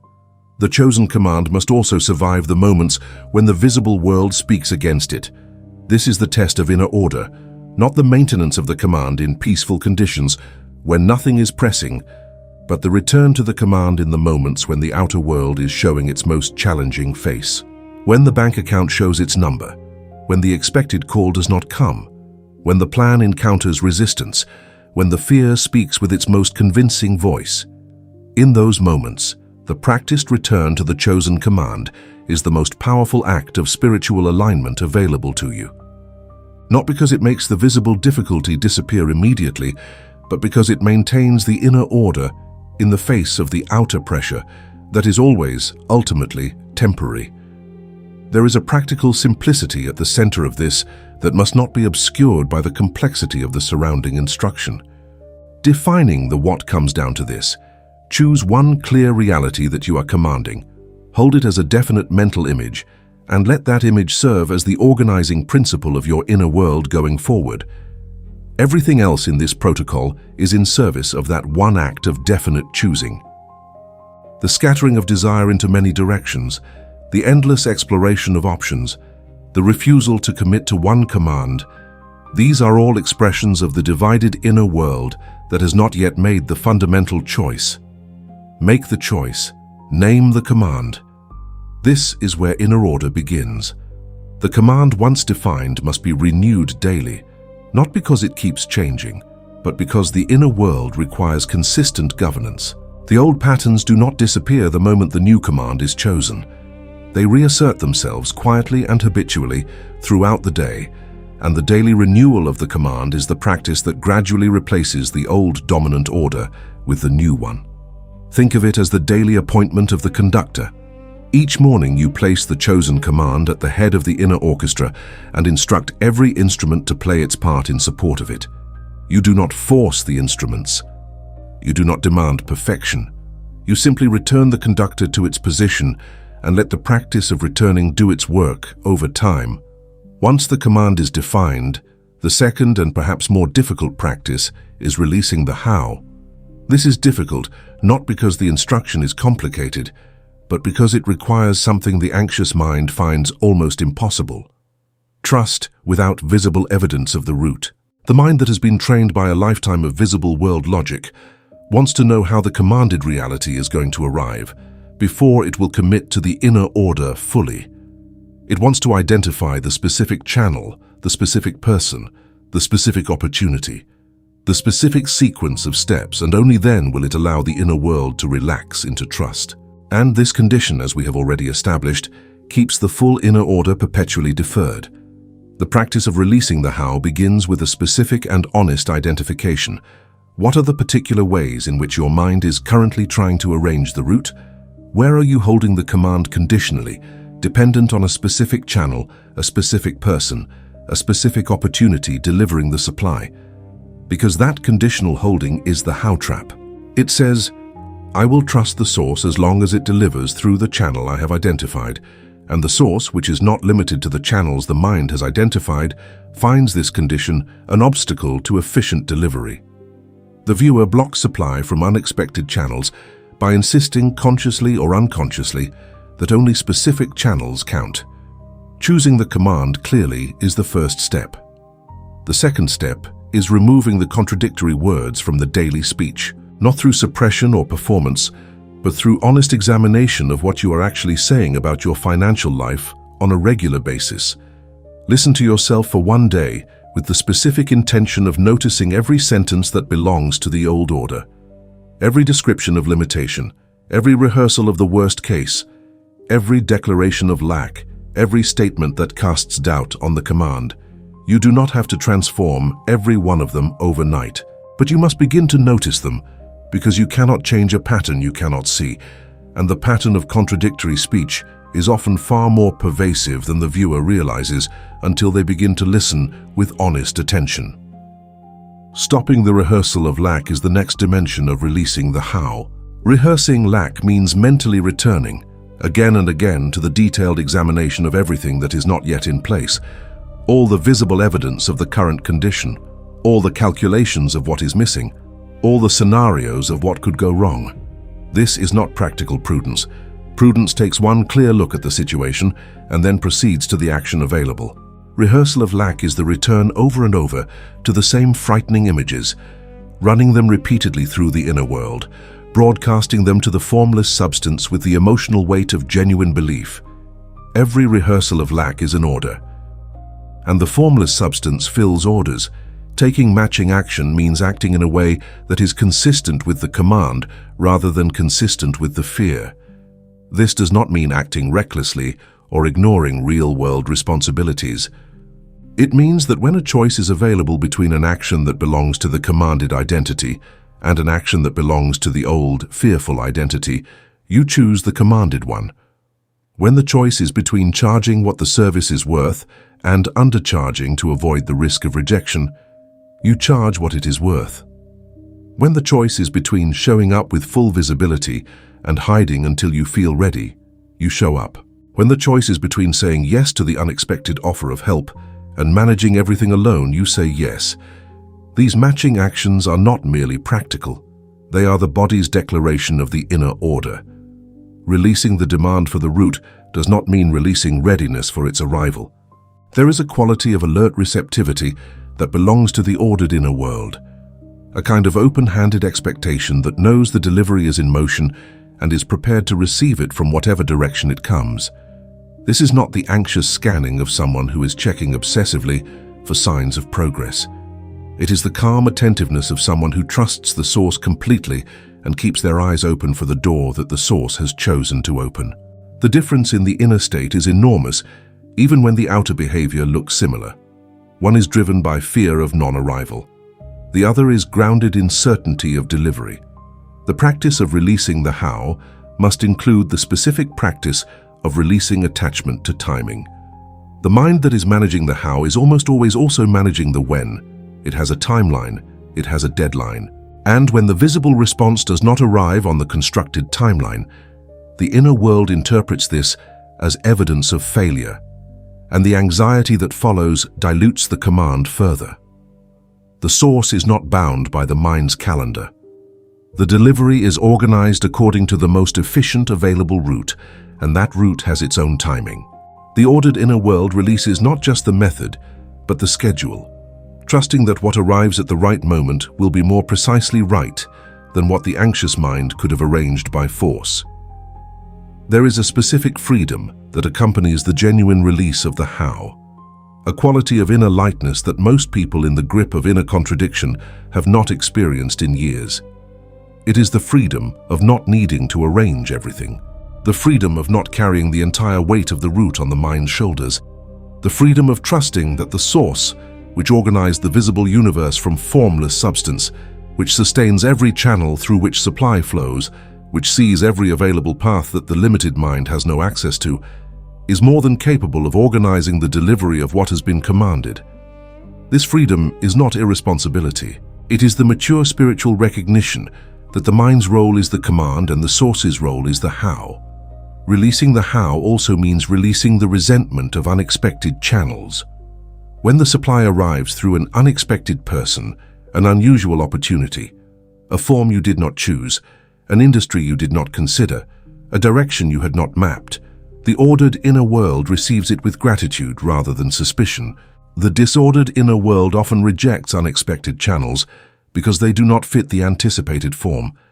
It waits for the supply to arrive through the specifically imagined door and misses the delivery that was already being made through an adjacent one. Part of releasing the how is cultivating a genuine radical openness to the forms that supply can take, trusting that the source is not limited by the viewer's imagination of what delivery looks like. The practice of releasing the how is, at its deepest level, a practice of spiritual maturity.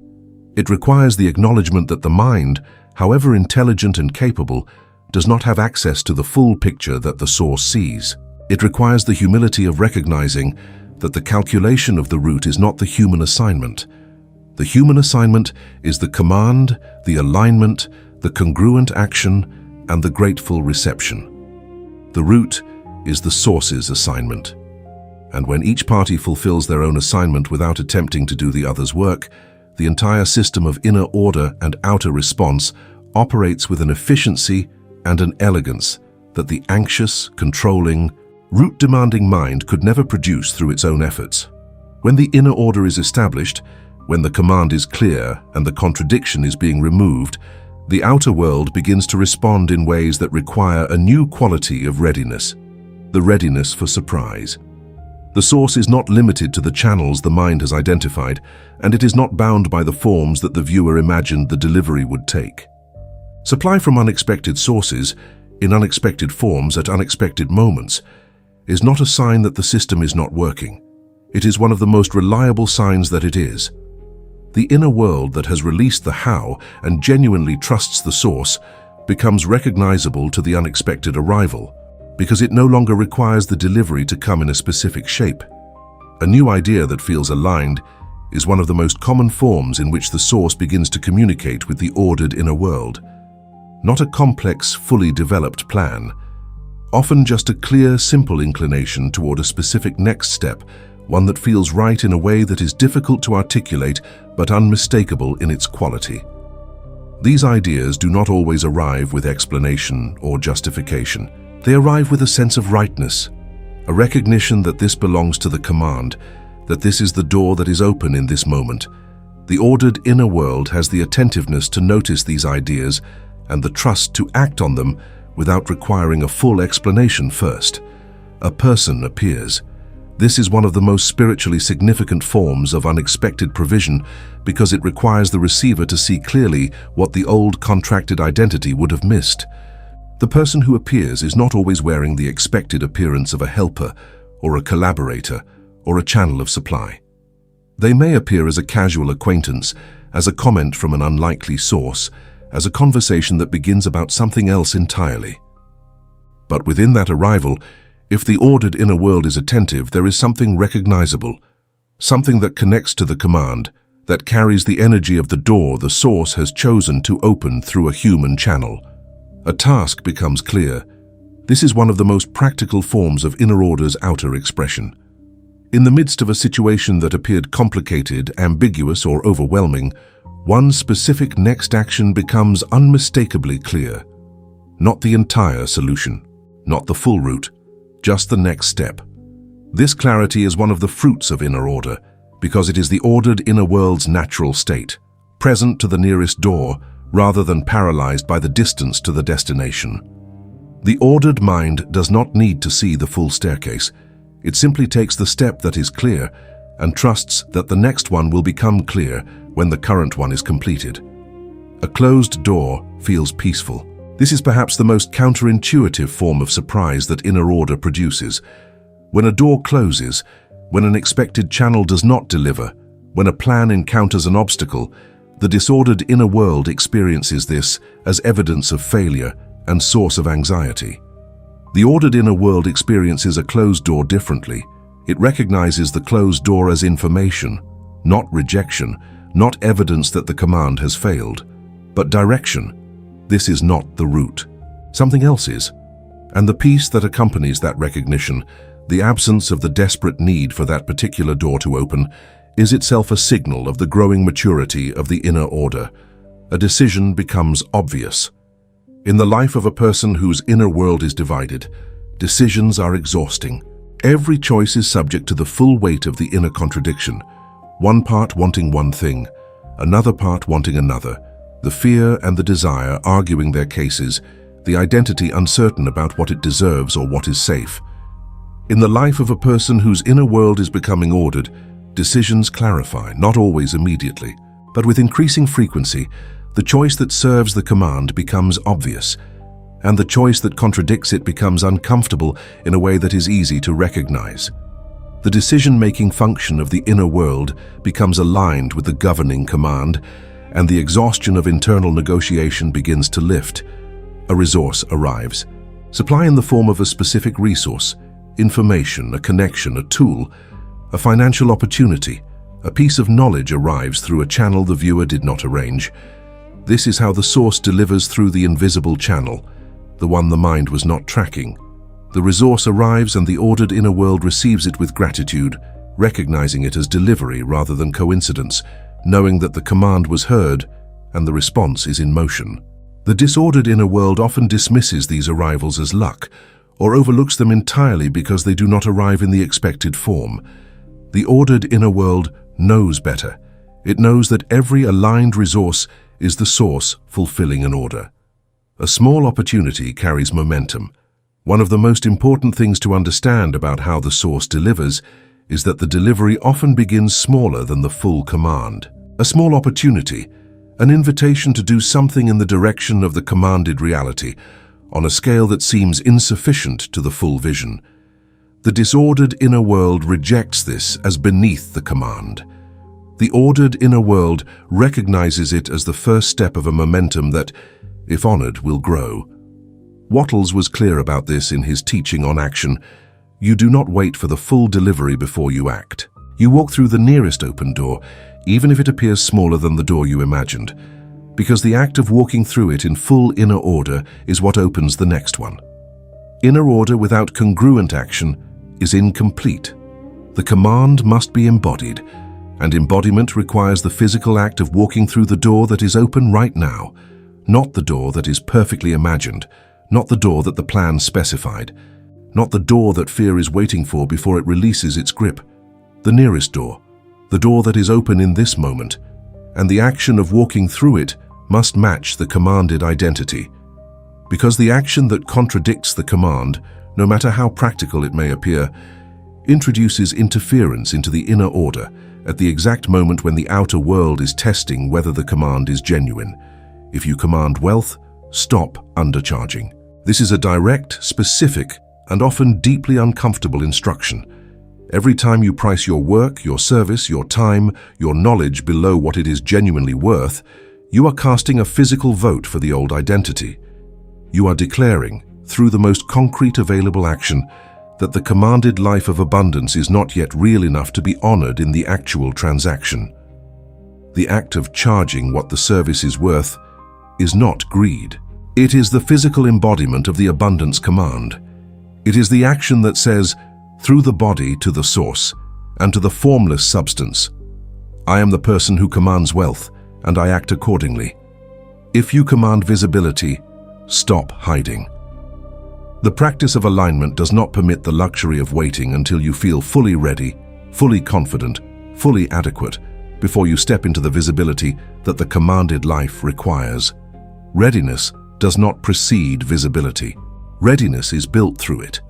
Every act of showing up before you feel completely ready is an act of trust in the source and an act of obedience to the command. Every act of hiding while waiting for confidence is a vote for the old identity's definition of who you are and what you deserve. Visibility is the door. Walk through it. The confidence that seems like a prerequisite is actually a consequence of walking through. If you command receiving, say yes to help. This is the action that the rejecting inner world most consistently refuses, and it is the action that must be taken with the most deliberate intention. When someone offers help, when an unexpected resource arrives, when a door opens through a human channel, the practice of saying yes is the physical embodiment of the receiving command. It is the body declaring, I am a person who receives. I am not too proud. I am not too independent. I am not afraid of what receiving costs me. I am a channel through which the source's supply flows, and I accept what the source delivers through its chosen instruments with gratitude. If you command trust, stop the panic speech. The panic speech is the verbal expression of the fear signal, and it is one of the most immediately and directly disruptive behaviors available to the divided inner world. When the visible situation triggers fear, and the fear is expressed in the specific language of panic, in the catastrophic narration of everything that could go wrong, in the declaration that there is no way, in the repeated verbal rehearsal of the worst-case scenario, the inner order is dismantled at the verbal level with every sentence.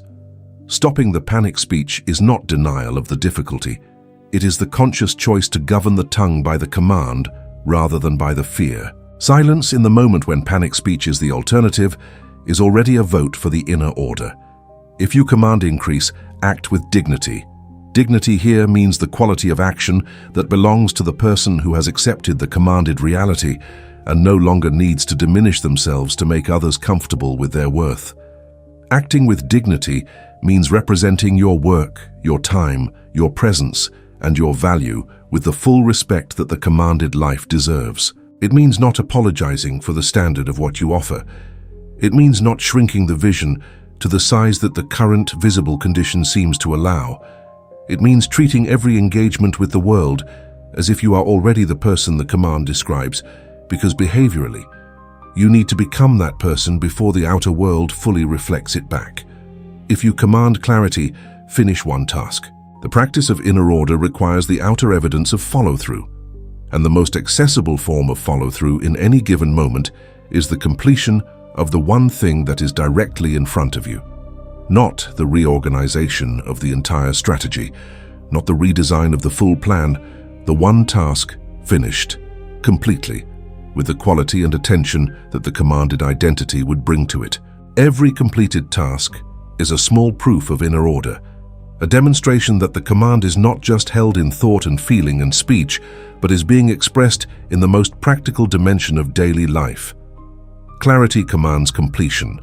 Completion reinforces clarity. If you command the source, obey the next door. This may be the most comprehensive instruction in this entire section. When the source is genuinely trusted as the organizing principle of supply, the practical response is to move through whatever door the source has opened in the direction that is consistent with the command, without insisting that the door be a specific shape in a specific location, connected to a specifically imagined channel. Obeying the next door is not passive obedience to whatever happens to appear. It is the active, alert, faith-grounded choice to recognize the open door for what it is and to step through it in full inner order, trusting that the source opened it precisely because it is part of the delivery that has been commanded. The most sophisticated form of inner sabotage is not dramatic self-destruction.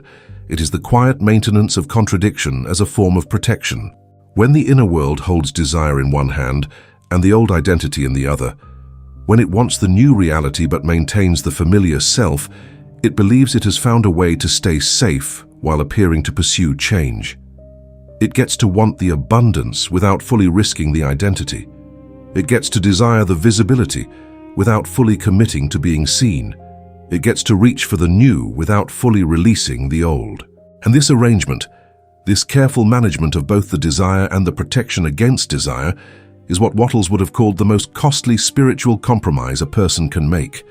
They desire wealth, but keep the poverty identity. The poverty identity is not simply a belief about money. It is a complete inner profile with its own sense of self, its own relationships, its own daily patterns, its own way of making decisions, its own interpretation of every event that involves money or abundance or opportunity. It is deeply familiar, it has survived many challenges, and it knows how to coexist with the desire for wealth by presenting that desire as something real, while ensuring that the identity, which is the actual container for what can be received, remains sized to what the poverty self has accepted as its ceiling. The desire is real, the identity does not shift to match it, and the result is genuine wanting without genuine receiving. They desire visibility but stay hidden. The same mechanism operates in the domain of visibility. The desire is genuine, the gifts are real. The potential value of being seen is understood at an intellectual level. But the act of fully stepping into visibility, which would require the old identity to step aside and be replaced by the identity that belongs to the commanded life, is continuously deferred. And the deferral is not lazy, it is active. It is the inner world's continuous management of the gap between the desire and the identity, producing just enough activity to feel like progress, while ensuring that the level of exposure required for the full command to be fulfilled is never quite reached. They desire movement but keep the excuses. This is one of the most honest and most difficult things to examine, the attachment to the explanation for why the change has not happened yet. The excuse is not always dishonest. Often it contains a genuine grain of truth, a real obstacle, a real limitation, a real historical event that contributed to the current condition. But the function the excuse serves in the inner economy is not honesty. Its function is protection. It protects the old identity from the responsibility of the new command. It provides a reason why the command cannot be fully embodied yet, why the action cannot be fully matched yet, why the identity cannot shift yet. And as long as the excuse is maintained, the old identity is safe from the full demand of the chosen command. Old identity feels safe. It is important to say this compassionately and clearly. The old identity, however limiting, however costly, however much it has contributed to the very condition the viewer is trying to leave, feels safe because it is known. Its size is known. Its ceiling is known. Its risks are familiar. The new identity, the one that belongs to the commanded reality, the one that charges full price and steps into visibility and receives help and trusts the source without conditions and acts with dignity before the evidence arrives. That identity is unknown. Its demands are unfamiliar. Its exposure is greater. Its risks, though they are the risks of growth rather than the risks of stagnation, are less mapped. And the inner world, which is wired to protect the familiar, consistently chooses the known discomfort over the unknown possibility. New identity feels exposed, not because the new identity is actually dangerous, but because it requires giving up the protection of invisibility, small expectation, and hedged desire. When the viewer fully adopts the identity of the person who commands the abundant life, they can no longer protect themselves with the excuse of not yet having arrived. They have claimed the identity. They must now live it, and that visibility, that commitment, that claim is exactly what the old identity has been protecting against. The fear of exposure is the fear of fully claiming the command and being seen in that claim, and having to either embody it genuinely or be found to have claimed something they cannot sustain. Contradiction protects the old self. Every maintained contradiction is a hedge. It says, I want the new, but I am not going to fully release the old yet, because if the new does not come, I can return to the old without having fully exposed myself. This is the strategy of the inner world that has not yet made the full decision. And it is understandable. The leap from the old identity to the new one, from the poverty self to the abundant self, from the hidden self to the visible one, from the fear-governed self to the source-trusting one, is a real leap. It is not small. And the human instinct to hedge against that leap by maintaining the old even while reaching for the new is deeply understandable. But it is also the very mechanism that makes the new unreachable. But it blocks the new reality. This is the law stated plainly. The new reality cannot take full occupancy in an inner world that is still largely occupied by the old one. The formless substance responds to the dominant order. If the dominant order is still the old identity, maintained by habitual thought and daily speech, and consistent action patterns and emotional atmosphere, then the new command, however sincerely desired, is not yet dominant. And the outer world, faithful and precise, reflects the dominant order, not the desired one. The false safety trap is the choice to keep the old identity as insurance against the vulnerability of the new command. And that choice, every day it is maintained, is the choice to defer the outer response to the inner command that has not yet been fully given. The second form of hidden sabotage is not the failure to command. It is the rejection of the delivery after it has been organized by the source and sent through an available channel. Opportunity comes and the insecurity says, not yet. It does not say never. It does not say absolutely not. It says something much softer and much more convincing. Not yet. You are not ready. Wait until you are more prepared, more certain, more established. This not yet is one of the most effective forms of delivery rejection available to the inner contradiction, because it does not feel like rejection. It feels like wisdom. It feels like the prudent management of timing. But its effect is indistinguishable from the effect of a clear rejection. The delivery is not received, and the door moves on. Money comes, and guilt rejects it. This is one of the most spiritually charged forms of rejected delivery, and it deserves particular attention because of how invisible it tends to be to the person experiencing it. The guilt around money, around receiving more than feels proportionate, around abundance that seems unearned or disproportionate to the effort, is a deep inner agreement that holds the ceiling of receiving in place. When supply arrives in excess of the inner world's accepted level, the guilt activates, not always consciously, and begins to find ways to return the supply to its acceptable level. This is not deliberate. It is the inner order of limitation, defending its own integrity with the only tool it has, the discomfort of receiving beyond the accepted amount.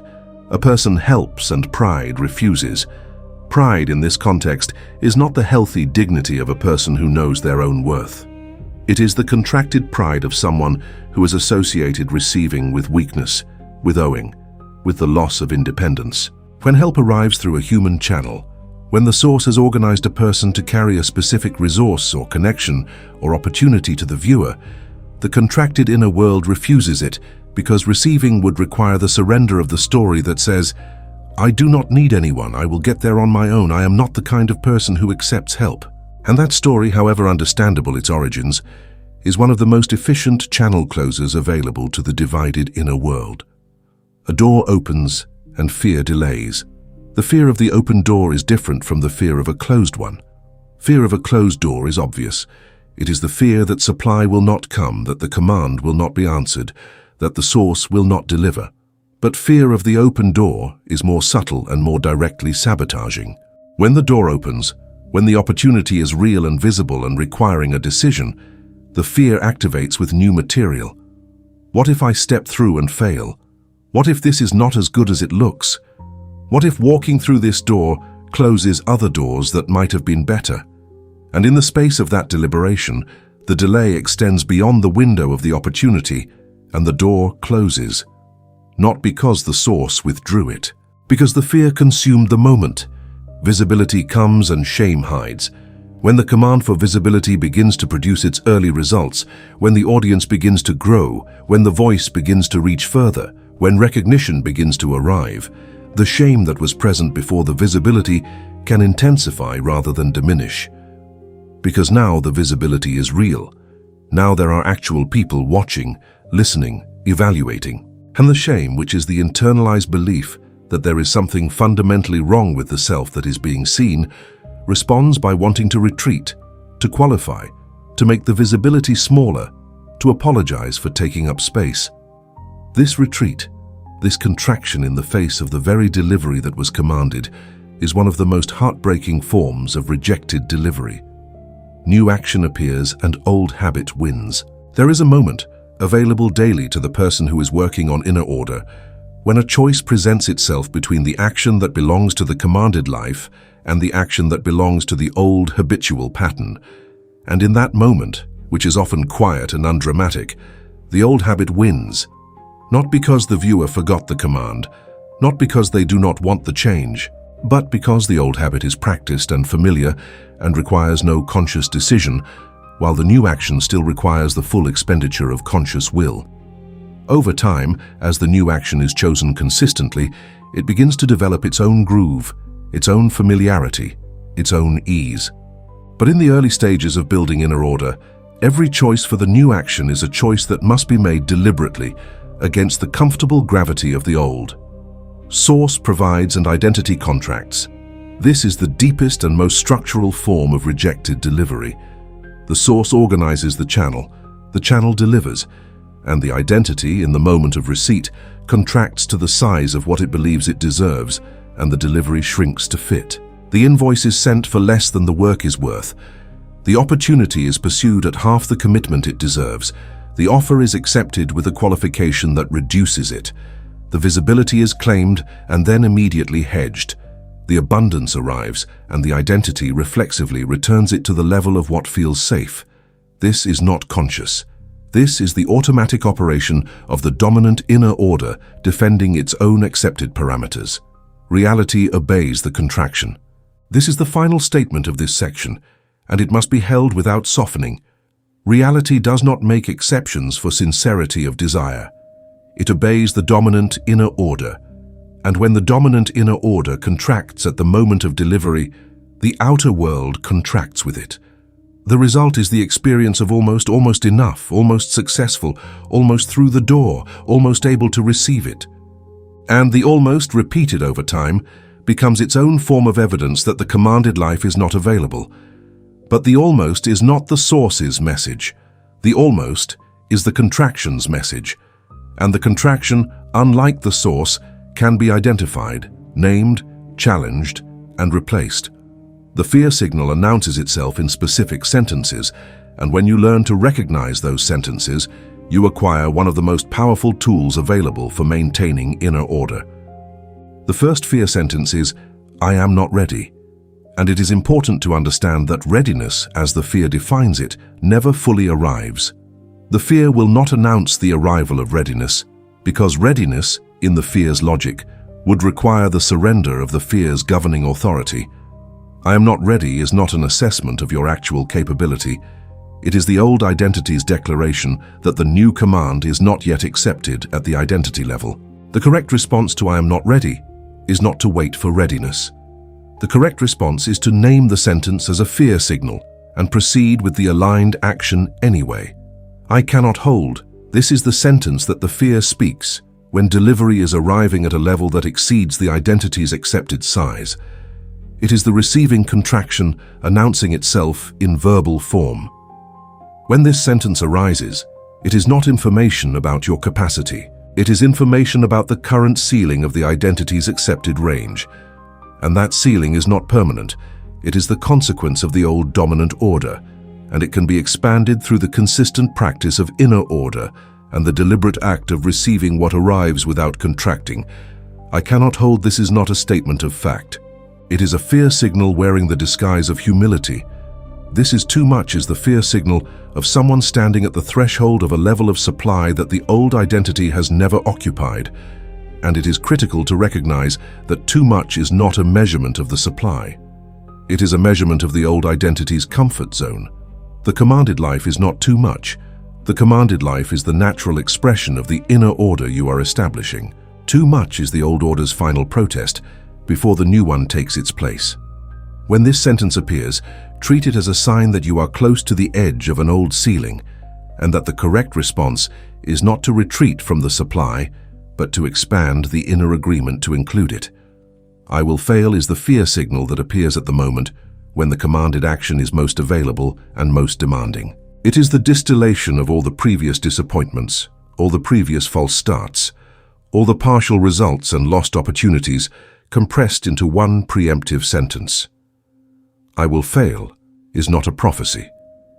It is the old evidence speaking. It is the accumulated history of the divided inner world projecting that history forward as inevitable future. The ordered inner world does not ignore this sentence. It hears it, names it as a fear signal, and returns to the command. The commanded reality is not dependent on my past results. It is dependent on the clarity and consistency of my current inner order. I do not deserve it is perhaps the most important fear signal to identify because it operates at the identity level rather than at the level of capability or strategy. It is the sentence that holds the receiving ceiling in place most permanently because it does not argue about capacity. It argues about worth. And worth, unlike strategy, is felt rather than calculated. When this sentence arises, it requires a response that goes below the level of affirmation. It requires the examination of the belief that generated it, the understanding of its origin, and the deliberate construction of a new inner agreement about what the commanded identity deserves. You deserve the commanded reality, not because you have earned it through perfect effort, but because the source is infinite and the command is genuine. What will people think is the fear signal that governs visibility, self-expression, and the full claiming of the commanded life in the social world. It is the voice of the contracted self that has accepted other people's perception as the ceiling of its own self-expression. When this sentence arises in response to the action that belongs to the commanded life, it must be recognized for exactly what it is: the fear of the old identity being replaced by the new one in the sight of others. The commanded life is not contingent on what people think. The source does not require social approval before it organizes delivery. The inner order is between you and the source. The action belongs to the command. What will people think is a question the fear asks. The command does not need to answer it.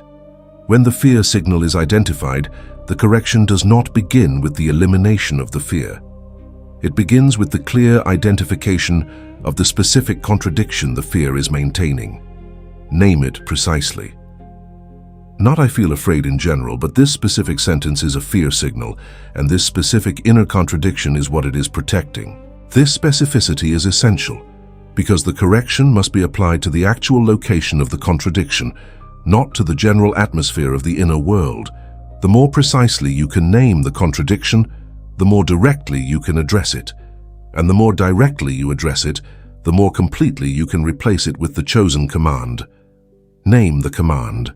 After the contradiction has been identified, the next step is to state the command clearly. not as a general direction, but as a specific declaration that directly addresses the contradiction that was just named. If the contradiction is, "I am not ready for visibility," the command is not simply "I am visible." The command is, "I am the person who commands visibility, and I act from that command today." The specific command, formulated as a response to the specific contradiction, carries more corrective force than a general affirmation because it addresses the exact location of the interference rather than simply broadcasting a positive signal over the top of it. Align the thought.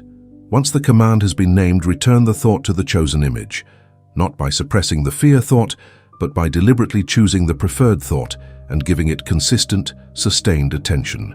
The fear thought does not disappear because a better thought has been chosen, but the better thought, chosen consistently and returned to each time the fear thought reasserts itself, gradually accumulates more mental weight, more repetition, more emotional association, until it begins to function as the dominant thought rather than the exceptional one. Thought alignment is a daily practice, not a one-time event. But each day of practice makes the chosen thought more powerful and the fear thought less dominant. Align the speech. Identify one specific sentence that belongs to the old order and that you are willing to replace with a sentence that belongs to the command. Not all of them at once. One today. Practice that replacement consistently and observe what happens to the inner order when the verbal channel begins to reinforce the command rather than contradict it. The speech correction is often the fastest acting component of the inner order practice because words are audible, memorable, and immediately available for conscious governance. When the speech changes, the inner world begins to hear a new story about itself, and stories, told consistently, become beliefs. Align one action. The correction practice becomes embodied and irreversible when it includes a physical action that is congruent with the command, not a dramatic gesture. One specific action available today that belongs to the identity of the commanded life. Send the message, make the call, post the content, set the price, say yes to the help, finish the task, take the step. The specific action is less important than its congruence with the command. Any action that the commanded identity would take, taken today, in alignment with the corrected thought and the corrected speech, sends a complete signal to the formless substance that the inner world is reorganizing itself around the new order. Repeat this practice daily. Not because one day of correction will transform the entire inner order immediately, but because the daily return to the practice, the daily identification of the active contradiction, the daily naming of the command, the daily alignment of thought, speech, and action is how the new dominant order is built. One day of practice plants a seed. 30 days of practice begins to establish a root. 90 days of practice begins to shift the dominant signal. The formless substance responds not to the single moment of clarity, but to the sustained, consistent, daily inner order that gradually replaces the divided command with the single, powerful, creative instruction that Wattles called thinking in the certain way. The person you are becoming through this practice is not the person who desires wealth while carrying a poverty identity. It is not the person who reaches for abundance and contracts at the moment of delivery. It is not the person who commands one reality and speaks another and acts in a third direction. The person you are becoming is the person whose inner world has become ordered, whose thought, word, and action are moving in one direction, toward one commanded reality, sustained by one emotional atmosphere, expressed in one consistent daily practice. This is not an ideal reserved for the spiritually advanced. This is the natural expression of a human being who has chosen, deliberately and repeatedly, to govern the inner world according to the chosen command. My thoughts, words, and actions agree. This is the identity statement of the ordered inner world, not as a performance, not as a spiritual achievement to display, as a simple, practiced daily reality. When thought and word and action agree, the signal that the inner world sends to the formless substance is not fragmented, not diluted, not divided against itself. It is one signal, sustained and coherent, pointing in one direction. And that signal, received by the formless substance, organizes the outer world around it, with the same fidelity and the same consistency that the divided signal organized it around confusion. The ordered identity is the identity of someone who has accepted the full responsibility of inner governance and acts from that acceptance every day. I do not command one thing and live another. This is the statement that identifies the specific correction the new identity makes permanent. The old self commanded abundance and lived scarcity, commanded trust and lived fear, commanded receiving and lived rejection, commanded visibility and lived hiding. The new identity does not permit this gap to remain unbridged, not because it is perfect, not because the fear never speaks or the old habit never tempts, but because the commitment to inner order includes the commitment to recognizing the gap when it appears and returning to alignment. The new identity is not defined by the absence of contradiction. It is defined by the commitment to correction when contradiction is discovered. Reality receives one instruction from me. This is the statement that summarizes the entire transformation this teaching has described. Not 100 contradictory commands, not the mixed signal of a divided inner world managing both desire and protection against desire. One instruction, definite, consistent, emotionally alive, verbally expressed, physically embodied, sustained through the daily practice of governance, correction, and return. When reality receives one instruction from you, it obeys. Not always immediately in the visible dimension, not always in the form that was imagined, not always on the timeline the mind would prefer, but structurally, causally, faithfully, in exact proportion to the clarity and consistency of the instruction it receives. The new financial identity is not built on the evidence of outer abundance. It is built on the inner order that precedes and produces outer abundance. This is the most important distinction the new identity carries. The old self needed the outer evidence before it would accept the inner identity.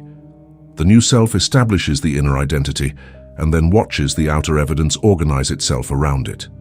This reversal, this willingness to be the commanded self before the commanded world is visible, is the essential shift that makes inner order creative rather than merely reactive. And it is available not to a spiritually perfect person who has eliminated all fear, but to any person who is willing to choose the command and practice its maintenance daily. The financial identity that emerges from this practice has a specific quality that distinguishes it from both the poverty identity and the performance of abundance. It is grounded, it is quiet, it is not easily moved by the fluctuations of the visible world because it is not dependent on the visible world for its foundation. It knows what it has commanded. It trusts the source to organize the delivery.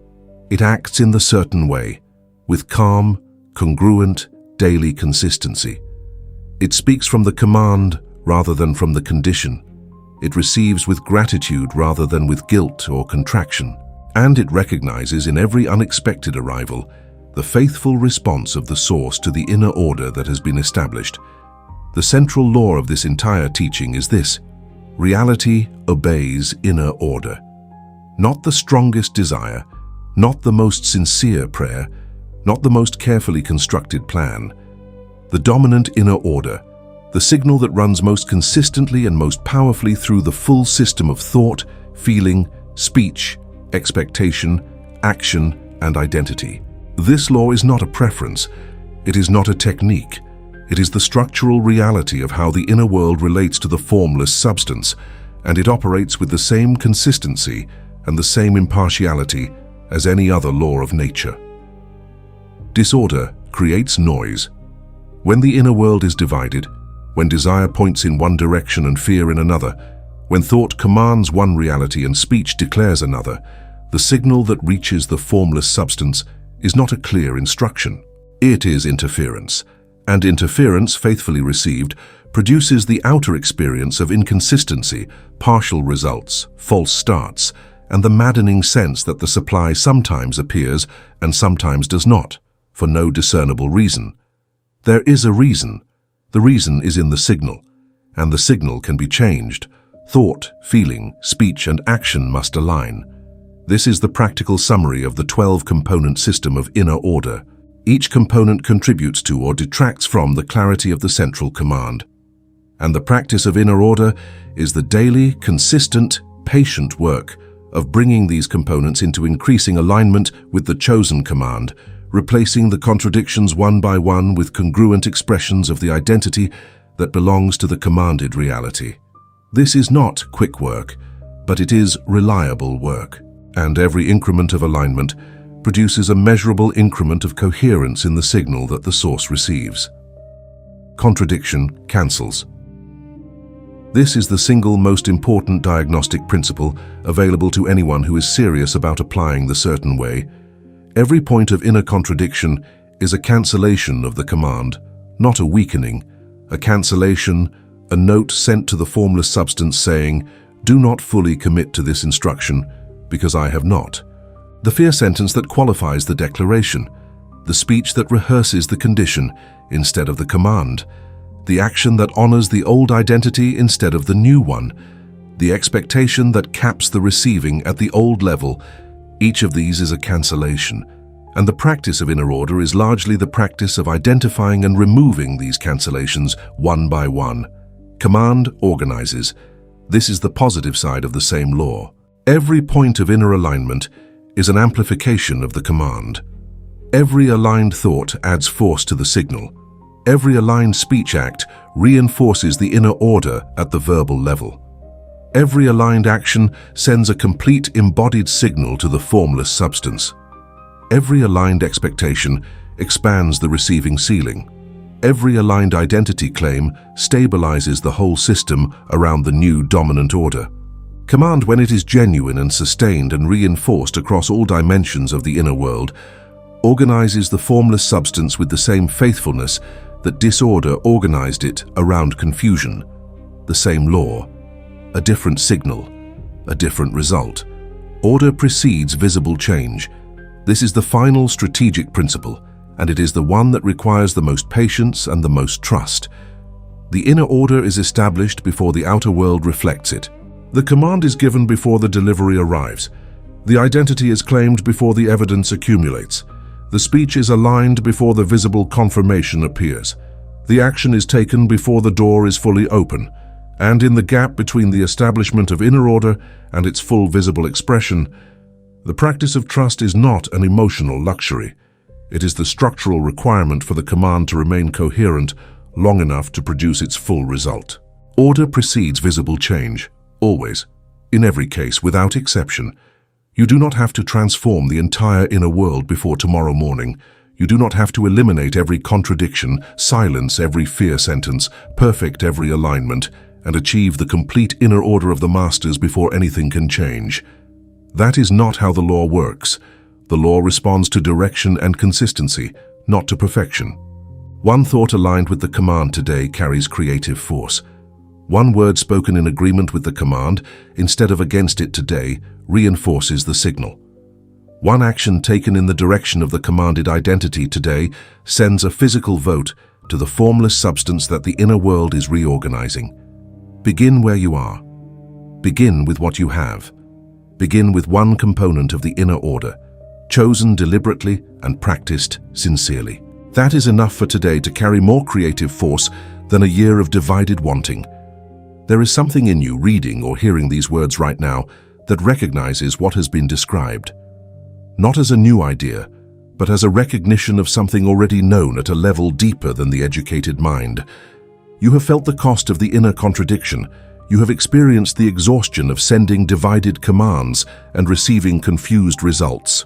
You have felt the specific quality of almost enough, almost through, almost there. And somewhere inside you, beneath the disappointment and the accumulated evidence of the divided inner order, you know that what has been taught in this tradition, by Wattles and by the masters who shared his understanding, is pointing at something real. The law is real. The inner order is achievable. And the outer response is available. The formless substance from which Wattles taught that all visible wealth is shaped has not changed since the day he wrote those words. It is not depleted. It is not rationed. It is not reserved for those who discovered it earlier or practiced it longer. It is available in full measure to anyone who gives it a clear, organized, consistent, congruent inner signal. The supply is not the problem. The signal is the only variable. And the signal is yours to govern, not through force, not through performance, through the patient, daily, increasingly practiced work of inner order, choosing the command, aligning the components, correcting the contradictions, and trusting the source to fulfill the organized instruction with the faithfulness that it has always brought to every signal it has received. The life you have been commanding is not out of reach. It has simply been receiving a divided instruction. When the instruction becomes singular, clear, consistent, and sustained, the life that has been forming in the invisible begins to express itself in the visible with an ease and a naturalness that is completely disproportionate to the outer effort it seemed to require. This is the testimony of every person who has genuinely practiced the certain way, not that they forced their way to abundance through extraordinary discipline, but that they aligned their inner world around a chosen command, and then watched the outer world reorganize itself with a quiet, progressive faithfulness that felt at times almost impossible to explain in visible terms. It is not impossible to explain. It is the law. Begin today. Not after this teaching is finished, not after you have processed everything you have heard, not after you feel fully ready or fully convinced or fully free of the contradiction. Begin today with the smallest available alignment. Choose the command. Write it down. Speak it once, clearly, in the direction of the source. Take one action that belongs to the commanded identity, however small, and tomorrow return to the same practice. One thought, one word, one action, day after day. Let the accumulation of aligned daily choices do the work that no single dramatic gesture could accomplish. This is the certain way. It is not fast, it is certain. And certainty, the kind that builds itself one aligned day at a time, is exactly what your inner world has been waiting to establish. There is a specific quality of hope that belongs to a person who has understood the law. It is not the hope of someone who does not know what is going to happen. It is the hope of someone who knows what they have commanded, trusts the source that received the command, and is willing to do the daily work of maintaining the inner order while the delivery organizes itself through channels they may not yet see. This hope is not fragile. It is not dependent on visible confirmation. It is grounded in the law itself, in the understanding that the formless substance is responsive, that the signal has been sent, that the inner order is being established, and that the outer response is not a matter of if, but of when the alignment is consistent enough to produce its full result. That is the hope the Masters practiced. It is the hope that this teaching offers. And it is yours beginning now. For 7 days, do one thing that most prosperity teaching asks for, but few people practice with the specificity that makes it effective. Choose one command, one clear, definite, specific inner order for your financial life, stated in the identity language of the person who already inhabits that commanded reality. Not, I want more money. Not, I hope things improve. But a genuine identity declaration. I am a person who receives wealth through open channels, who acts in the certain way, who is supplied by the source. That is your command. Hold it for 7 days, not perfectly, not without the fear speaking, but consistently enough that it becomes the organizing sentence of your inner world during those 7 days. Each day of the 7, align one thought with that command. When the morning begins and the mind reaches for its habitual review of the visible situation, return it deliberately to the chosen image. Not once and then abandon it for the rest of the day. Return to it throughout the day. Each time the fear thought arrives, acknowledge it briefly and return the thought to the command. This is not suppression, this is governance. The mind is the instrument, the command is the conductor. And the daily practice of returning the thought to the command is how the conductor establishes authority over the orchestra over time. Each day of the 7, speak one sentence in alignment with the command, out loud, with genuine intention, not a performance, a real spoken declaration that belongs to the identity of the commanded life. It can be simple, it can be short, but it must be spoken, not merely thought, because the spoken word carries the authority of full inner declaration in a way that the silent thought alone does not. Florence Scovel Shinn, who understood the spoken word as deeply as any teacher in this tradition, was clear. The word spoken in faith is an order. Speak the order once each day, with the same seriousness and the same trust with which you would place an order with the most reliable supplier you have ever known. Each day of the 7, take one action that belongs to the identity of the commanded life. One action, not a full transformation. One step that the commanded self would take and the old self has been avoiding. Send the message, set the price, post the content, say yes to the help, finish the task, walk through the nearest door. The action does not have to produce a visible result in the same day. Its function is not to force the outcome. Its function is to demonstrate to the inner world, to the formless substance, and to the source that the command has been accepted at the level of the body, and that the whole inner system is now moving in one direction. For 7 days, one command, one thought, one word, one action. Let the law do the rest. If you have reached this moment in the teaching, something in you has been changed by it. Not because the words were extraordinary, but because they touched the place inside you where the contradiction lives, and they offered you the precise law that addresses it at its root. Leave a comment now, not just to engage with the channel, but as the first spoken order of your new inner command. Write the command you have chosen. Write the one-sentence declaration of the reality you are now ordering your inner world to serve. Let it be the first public expression of the new inner order. Let the comment section become the space where you plant the spoken word. Comment now, "My inner world is ordered," or speak the specific command you have chosen. Either way, give it the dignity of a written declaration. Share this teaching with someone who needs it, not to perform generosity, but because the Master's teachings were never intended to be held privately by those fortunate enough to encounter them. If this law has been useful to you, it will be useful to someone in your life who is living in exactly the inner contradiction this teaching describes. Someone who desires abundance and speaks lack. Someone who commands trust and obeys fear. Someone who wants the new life and maintains the old identity. The teaching carries its own force when it reaches the person who is ready for it. You will know who that is. Subscribe to the Master's legacy and stay close to this teaching tradition. The laws of mind, thought, inner order, invisible supply, and source-centered abundance are not fully absorbed in a single teaching. They deepen with each encounter. Each return to the principles reveals a layer that was not visible on the previous visit.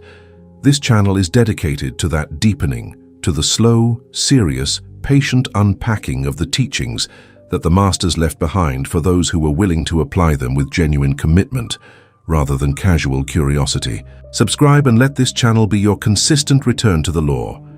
Return often to the core question that this teaching asked. Not why is the outer world resisting me, but what is my inner world commanding? Because that question, asked honestly and examined thoroughly, is the beginning of every genuine transformation available to a human being who understands the law.